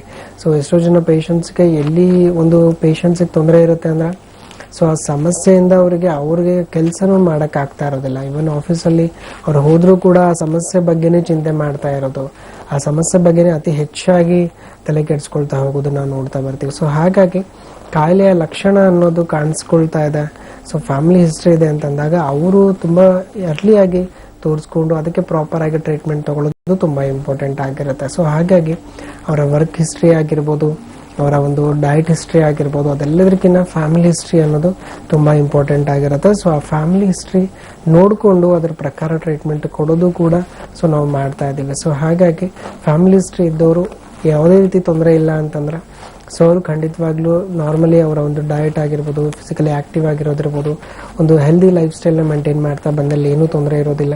ಇನ್ ಕೇಸ್ ಇತ್ತು ಅಂತಂದ್ರೂ ಕೂಡ the early diagnosis and early treatment ತುಂಬ ಅವರಿಗೆ ಇರುವಂಥ ಕಾಯಿಲೆ ಕಂಪ್ಲೀಟ್ಲಿ ಹೋಗೋದಕ್ಕೆ ಹೆಲ್ಪ್ ಆಗ್ತಾ ಬರುತ್ತೆ. ಎಸ್ ವೀಕ್ಷಕರೇ, ಇನ್ನು ನಮ್ಮ ಹೋಮಿಯೋಪತಿ ಬ್ರಾಂಚಸ್ ಆಲ್ ಓವರ್ ಕರ್ನಾಟಕದಲ್ಲಿ ಇದೆ. ಸೊ ನಾನು ಬ್ರಾಂಚಸ್ ನ ಹೇಳ್ತಾ ಹೋಗ್ತೀನಿ, ನೀವು ನೋಟ್ ಮಾಡ್ಕೊಳ್ಬಹುದು. ಹುಬ್ಳಿ, ಧಾರವಾಡ, ಮೈಸೂರು, ಹಾಸನ್, ಬಳ್ಳಾರಿ, ಉಡುಪಿ ಮತ್ತು ಶಿವಮೊಗ್ಗ. ಸೊ ಹೀಗೆ ಹಲವಾರು ಕಡೆ ನಮ್ಮ ಬ್ರಾಂಚಸ್ ಇದೆ. ನಮ್ಮ ಹೋಮಿಯೋಪತಿ ಬ್ರಾಂಚಸ್ ನಿಮಗೆ ಯಾವ ಬ್ರಾಂಚ್ ಹತ್ತಿರವಾಗುತ್ತೆ ಅಥವಾ ಆ ಬ್ರಾಂಚ್ ನ ಅಡ್ರೆಸ್ ಬೇಕು ಅಂದ್ರೂ ಕೂಡ ಟಿವಿ ಸ್ಕ್ರೀನ್ ಮೇಲೆ ಕಾಣ್ತಾ ಇರುವಂತಹ ನಂಬರ್ಗೆ ನೀವು ಕನೆಕ್ಟ್ ಆಗಬೇಕಾಗುತ್ತೆ. ಸಾಕಷ್ಟು ಮಾಹಿತಿಯನ್ನು ನೀವು ಪಡ್ಕೊಳ್ಬಹುದು. ಇನ್ನು ನಿಮ್ಮ ದೇಹದಲ್ಲಿ ಯಾವುದೇ ರೀತಿಯಾದಂತಹ ಆರೋಗ್ಯದ ಸಮಸ್ಯೆಗಳಿದ್ರೂ ಕೂಡ ಯಾವುದೇ ರೀತಿಯಾದಂತಹ ಅಡ್ಡ ಪರಿಣಾಮಗಳಿಲ್ಲದೆ ಚಿಕಿತ್ಸೆಯನ್ನ ನೀಡಲಾಗುತ್ತೆ. ಇನ್ನು ನಮ್ಮ ಬೆಂಗಳೂರಿನಲ್ಲಿ 2 ಬ್ರಾಂಚ್ ಇದೆ, ಜಯನಗರ ಮತ್ತು ಮಲ್ಲೇಶ್ವರಂ ಅಲ್ಲಿ. ನೇರವಾಗಿ ನೀವು ಡಾಕ್ಟರ್ ಒಟ್ಟಿಗೆ ಮಾತಾಡಬೇಕು ಅಂದ್ರೆ ಇದು ನೇರ ಪ್ರಸಾರ ಕಾರ್ಯಕ್ರಮ. ನೇರವಾಗಿ ನೀವು ಕಾಲ್ ಮಾಡಬಹುದು, ಡಾಕ್ಟರ್ ಒಟ್ಟಿಗೆ ಮಾತಾಡಿ ನಿಮ್ಮ ಪ್ರಶ್ನೆಗೆ ಉತ್ತರವನ್ನ ಪಡ್ಕೊಳ್ಬಹುದು. ಇನ್ನು ಹೆರಿಡಿಟಿ ವೈಸ್ ಬರುವಂತಹ ಚಾನ್ಸಸ್ ಹೆಚ್ಚಾಗಿ ಇರುತ್ತೆ ಅಂತ ಡಾಕ್ಟರ್ ನಿಮಗೆ ತಿಳಿಸ್ಕೊಟ್ರು. ಇನ್ನು ಇನಿಷಿಯಲ್ ಸ್ಟೇಜಸ್ ಅಲ್ಲಿ ನಾವು ಇದನ್ನೇನಾದ್ರೂ ನೆಗ್ಲೆಕ್ಟ್ ಮಾಡೋದ್ರಿಂದ ಏನೊಂದು ಕಾಂಪ್ಲಿಕೇಶನ್ಗೆ ನಾವು ಗುರಿ ಹಾಕ್ತೀವಿ. ಕಾಂಪ್ಲಿಕೇಶನ್ಸ್ ಏನೆಲ್ಲ ಬರುತ್ತೆ ಈ ಒಂದು ಸಮಸ್ಯೆನಲ್ಲಿ, ಇದ್ರ ಬಗ್ಗೆ ಮಾಹಿತಿನ ಪಡ್ಕೊಳ್ಳೋಣ. ಡಾಕ್ಟರ್, ಕಾಂಪ್ಲಿಕೇಶನ್ಸ್ ಅಂತ ಬಂದ್ರೆ ಬೇಸಿಕಲಿ ಕಾಂಪ್ಲಿಕೇಶನ್ಸ್ ಅಂತ ನಾವು ವರ್ಡ್ ಯೂಸ್ ಮಾಡಬೇಕಾಗಿದ್ದಲ್ಲಿ ಸೊ ಕಾಂಪ್ಲಿಕೇಶನ್ಸ್ ಬರಕ್ ಕಾರಣ ಏನಾಗುತ್ತೆ, ಸೊ ಆ ಕಾಂಪ್ಲಿಕೇಶನ್ಸ್ ಏನದ್ರಿಂದ ಬರುತ್ತಾ ಅಂಡ್ ನಾವು ಅದನ್ನ ಹೇಗೆ ಸರಿ ಮಾಡ್ಕೋಬೇಕು, ದಟ್ ಈಸ್ ವೆರಿ ಇಂಪಾರ್ಟೆಂಟ್ ಅಂತ ಹೇಳ್ತೀವಿ. ಇಲ್ಲಿ ಏನಾಗುತ್ತೆ, ಪೈಲ್ಸ್ ಅನ್ನೋ ಕಾಯಿಲೆ ಅಂತ ಬಂದಾಗ ಪ್ರತಿಯೊಂದು ಒಂದು ಪೇಷಂಟ್ಸ್ಗಾಗಿರ್ಬೋದು, ನಾರ್ಮಲ್ ವ್ಯಕ್ತಿಗಳಿಗೂ ಕೂಡ ಇವತ್ತಿನ ದಿವಸ ಈ ಕಾಯಿಲೆ ಬಗ್ಗೆ ಗೊತ್ತು. ಇದು ಅಂದ್ರೆ ಏನು, ಇದಕ್ಕೆ ಏನ್ ಮಾಡಬೇಕು, ಆಹಾರದಲ್ಲಿ ಏನ್ ಚೇಂಜ್ ಮಾಡ್ಕೋಬೇಕು, ಈ ಆಹಾರ ತಿಂದ್ರೆ ನಂಗೆ ತೊಂದರೆ ಬರುತ್ತೆ, ಈ ಆಹಾರ ಬಿಟ್ರೆ ನಂಗೆ ಬರಲ್ಲ, ಇಷ್ಟಂತೂ ಪೇಷಂಟ್ಸ್ಗೆ ಅರ್ಥ ಆಗ್ತಾ ಹೋಗುತ್ತೆ. ಅಂಡ್ ಇಲ್ಲಿ ನಾವು ಮೇನ್ಲಿ ನೋಡ್ತಾ ಇರೋದು ಈ ಕಾಯಿಲೆ ಅಂತ ಬಂದಾಗ ನಮ್ಮ ಆಹಾರ ಪದ್ಧತಿ ಅನ್ನೋದು ವೆರಿ ಇಂಪಾರ್ಟೆಂಟ್ ಅಂತ ಹೇಳ್ತೀವಿ. ಬಿಕಾಸ್ ನಾವು ಇವತ್ತಿನ ದಿವಸ ಏನ್ ಮಾಡ್ತಾ ಹೋಗ್ತೀವಿ, ನಮ್ಮ ನಾಲ್ಗೆ ಬಯಸಿದ್ದನ್ನ ನಾವು ಅತಿಯಾಗಿ ತಗೊಳ್ತಾ ಹೋಗ್ತೀವಿ, ಬಟ್ ನಮ್ಮ ದೇಹಕ್ಕೆ ಏನ್ ನೀಡಿದೆ ನಾವು ಅದನ್ನು ತುಂಬಾ ಕಡಿಮೆ ತಗೊಳ್ತಾ ಹೋಗ್ತೀವಿ. ಸೊ ಹೀಗಾಗಿದ್ದಲ್ಲಿ ನಮ್ಮ ದೇಹ ಅನ್ನೋದು ಅದಕ್ಕೆ ವಿರುದ್ಧವಾಗಿನೇ ಆಕ್ಟ್ ಮಾಡ್ತಾ ಹೋಗುತ್ತೆ. ಬಿಕಾಸ್ ಯಾವಾಗ ನಮ್ಮ ದೇಹಕ್ಕೆ ಅಗತ್ಯ ಇರ್ತಕ್ಕಿಂತಲೂ ನಾವು ಅತಿ ಹೆಚ್ಚಾಗಿ ಆಹಾರವನ್ನು ತಗೊಳ್ತಾ ಇದ್ದೀವಿ. ಅಂಡ್ ಇದನ್ನ ನಾವು ಎಕ್ಸ್ಟ್ರಾ ಒಬೈಸ್ ಪೇಷಂಟ್ಸ್ ಅಲ್ಲಿ ನಾವು ತುಂಬಾ ಜಾಸ್ತಿ ನೋಡ್ತಾ ಹೋಗ್ತೀವಿ. ಸೊ ಹಾಗಾಗಿ ಪ್ರಾಪರ್ ಆಹಾರ ಪದ್ಧತಿ ಇಸ್ ವೆರಿ ಇಂಪಾರ್ಟೆಂಟ್ ಅಂತ ಹೇಳ್ತೀವಿ. ಇನ್ನು ಕಾರ್ಯಕ್ರಮದಲ್ಲಿ ಇನ್ನೊಂದು ಕರೆ ಸಿದ್ಧವಾಗಿದೆ, ನೋಡೋಣ. ಹಲೋ, ಹಲೋ, ನಮಸ್ತೆ. ನಿಮ್ಮ ಹೆಸರು? ಮೋಹಿನಿ ಅಂತ. ಯಾವ ಊರಿಂದ ಕರೆ ಮಾಡ್ತಿದ್ದೀರಾ? ಮಂಗಳೂರು. ಓಕೆ, ಪ್ರಶ್ನೆ ಏನಿದೆ? ಡಾಕ್ಟರ್ ಇದ್ದಾರೆ, ಮಾತಾಡಿ. Hello, hello. ಹೇಳಿ. ನಮ್ಮ ಒಂದು ಫೈಲ್ಸ್ ಇದೆ. ಓಕೆ. ಅದು ನಾವು ತುಂಬಾ 1 ವರ್ಷದಿಂದ ಹೋಮಿಯೋಪತಿ ಮದ್ದು ಮಾಡ್ತಾ ಇದ್ದೇವೆ. ಅದು ಏನು ಗುಣ ಕಾಣುದಿಲ್ಲ ಸರ್. ಹೌದಾ? ಓಕೆ ಅಮ್ಮ. ಸೊ ಅಂದ್ರೆ 1 ವರ್ಷದಿಂದ ಕಂಟಿನ್ಯೂಸ್ ಆಗಿ ತಗೊಳ್ತಾ ಇದ್ದೀರಮ್ಮ ಮೆಡಿಸಿನ್ಸ್ ನ? ಹೌದೌದು. ಓಕೆ. ಸೊ ಏನ್ ಪೇನ್ ಆಗ್ತಾ ಇದೆಯಾ ಇಲ್ಲ ಬ್ಲೀಡಿಂಗ್ ಕೂಡ ಇರುತ್ತಾ? ಬ್ಲೀಡಿಂಗ್ ಇಲ್ಲ, ಅದು ಒಂದು ಮಾಂಸದ ಮುದ್ದೆ ತರ ಹೊರಗೆ ಬರ್ತಾ ಇರ್ತದೆ. ಓಕೆ ಅಮ್ಮ. ಓಕೆ. ಸೊ ಹೊರಗೆ ಬರ್ತಾ ಇರ್ತದೆ. ಸಿ ಬೇಸಿಕಲಿ ಏನಾಗತ್ತೆ, ಇವಾಗ ಈ ಮೋಷನ್ಸ್ಗೆ ಹೋಗ್ಬೇಕಾದ್ರೆ ಪೇನ್ ಆಗಿರ್ಬೋದು ಅಂಡ್ ನೀವು ಹೇಳ್ತಕ್ಕಂದಾಗ ಸ್ಕಿನ್ ಟ್ಯಾಗ್ ಆಚೆ ಕಡೆ ಏನೋ ಕೈಗೆ ಸಿಗ್ತಾ ಇದೆ ಅಂತಂದಾಗ, ಸೊ ಇದೇನಾಗುತ್ತೆ second grade of internal piles ಅಂತ ಹೇಳ್ತೀವಿ.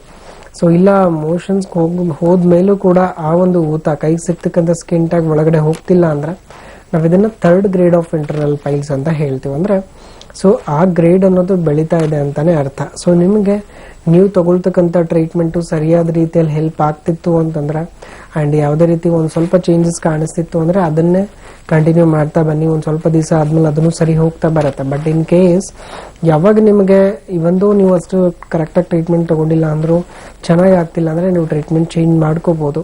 ಅಂಡ್ ಅದ್ರ ಜೊತೆಗೆ ತುಂಬಾ ಇಂಪಾರ್ಟೆಂಟ್ ಆಗಿ ನಿಮ್ಮ ಲೈಫ್ ಸ್ಟೈಲ್ ಚೇಂಜ್ ಮಾಡ್ತಾ ಬರಬೇಕು. ಸೊ ಅದರಲ್ಲಿ ನಾವು ತುಂಬಾ ಕಾಮನ್ ಆಗಿ ನೋಡ್ತಕ್ಕಿರೋದು ಬೇಗ ಎದ್ಬಿಟ್ಟು ವಾಕ್ ಮಾಡಬೇಕು ಅಂತ ಹೇಳ್ತೀವಿ. ಅಂಡ್ ಅದ್ರ ಜೊತೆಗೆ ಅತಿ ಹೆಚ್ಚಾಗಿ ನೀರನ್ನದನ್ನ ಕುಡಿತಾ ಬನ್ನಿ ಅಂತ ಹೇಳ್ತೀವಿ. ಅಂಡ್ ನೀರಿರ್ತಕ್ಕಂಥ ಐಟಮ್ಸ್ ಅಂದ್ರೆ ನೀರಿರ್ತಕ್ಕಂಥ ಒಂದು ಆಹಾರ ನಾವು ತಗೊಳ್ತಾ ಬರ್ಬೇಕು. ಫಾರ್ ಎಕ್ಸಾಂಪಲ್ ಸೌತೆಕಾಯಿ ಜಾಸ್ತಿ ತಗೊಳ್ಳೋದಿರ್ಬೋದು.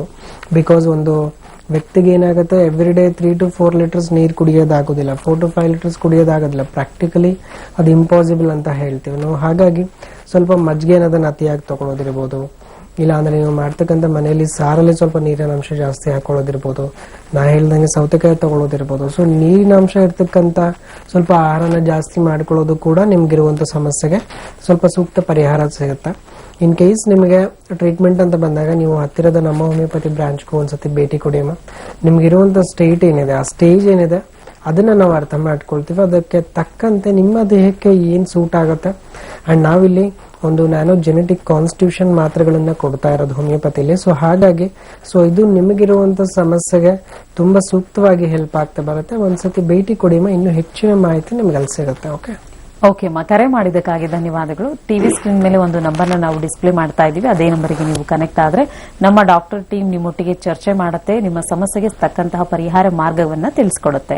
ಇನ್ನೊಂದು ಕರೆ ಇದೆ. ಹಲೋ ಹಲೋ, ನಮಸ್ತೆ ಅಮ್ಮ, ನಿಮ್ಮ ಹೆಸರು? ಮೇಡಮ್ ಪದ್ಮಾ ಅಂತ, ಚಂದ್ರಪಟ್ಟಣದಿಂದ. ಓಕೆ, ಡಾಕ್ಟರ್ ಒಟ್ಟಿಗೆ ಮಾತಾಡಿಮ್ಮ. ಹಲೋ ಸರ್ ನಮಸ್ತೆ. ನನ್ಗೆ ಆಕ್ಚುಲಿ ತುಂಬಾ ಬ್ಯಾಕ್ ಪೇನ್ ಇದೆ ಸರ್, ಅದಕ್ಕೆ ಏನಾದ್ರು ಸೊಲ್ಯೂಷನ್ ಇದ್ರೆ ಹೇಳಿ. ಓಕೆ ಅಮ್ಮ. ಸೊ ಯಾವಾಗಿಂದ ಇರೋದಮ್ಮ ಈ ಸಮಸ್ಯೆ? ಹಲೋ, ಈ ಸಮಸ್ಯೆ ಎಷ್ಟು ದಿವಸದಿಂದ ಇರೋದಮ್ಮ? ಸರ್ ಆಕ್ಚುಲಿ ನನ್ಗೆ ಫಸ್ಟ್ ಸಿಸೇರಿಯನ್ ಆದಾಗ ಏನು ಪ್ರಾಬ್ಲಮ್ ಇರ್ಲಿಲ್ಲ. ಒಂದ್ಸತಿ ದೇವಸ್ಥಾನಕ್ಕೆ ಹೋಗ್ಬೇಕಾದ್ರೆ ಒಂದ್ ಬ್ಯಾಕ್ ಸೈಡ್ ಇಂದ ಒಂದು ಲಾರಿ ಗುದ್ದದಂಗ ಆಗಿತ್ತು. ನಾವು 2 ವೀಲರ್ ಅಲ್ಲಿ ಹೋಗ್ತಾ ಇದ್ವಿ, ಬಟ್ ಬಿದ್ದಿದ್ದೇವ. ಬಟ್ ಅವಾಗ ಹೆಡ್ ಸರ್ಜರಿ ಅಷ್ಟೇ ಆಗಿತ್ತು. ಬ್ಯಾಕಿಗೆ ಸ್ವಲ್ಪ ಗುದ್ದಿದ್ರಿಂದ ತುಂಬಾ ಪೇನ್ ಅವಾಗವಾಗ ತುಂಬಾ ಬರೋದು. ಆದ್ರೆ ಇತ್ತೀಚೆಗೆ ತುಂಬಾ ಅಂದ್ರೆ ನಾನು ಬೆಡ್ ರೈಡನ್ ಆಗ್ಬಿಟ್ಟಿದೀನಿ ಸರ್, ಯಾವಾಗ್ಲೂ ಎದ್ದೇಳೋಕೆ ಆಗಲ್ಲ, ಆ ಟೈಪ್ ಆಗ್ಬಿಟ್ಟಿದೆ. ಮಕ್ಕಳು, ಮಗ ಬಂದು 10 ವರ್ಷದವನೊಬ್ಬ ಇದ್ದಾನೆ, 7 ವರ್ಷದವನೊಬ್ಬ ಇದ್ದಾನೆ.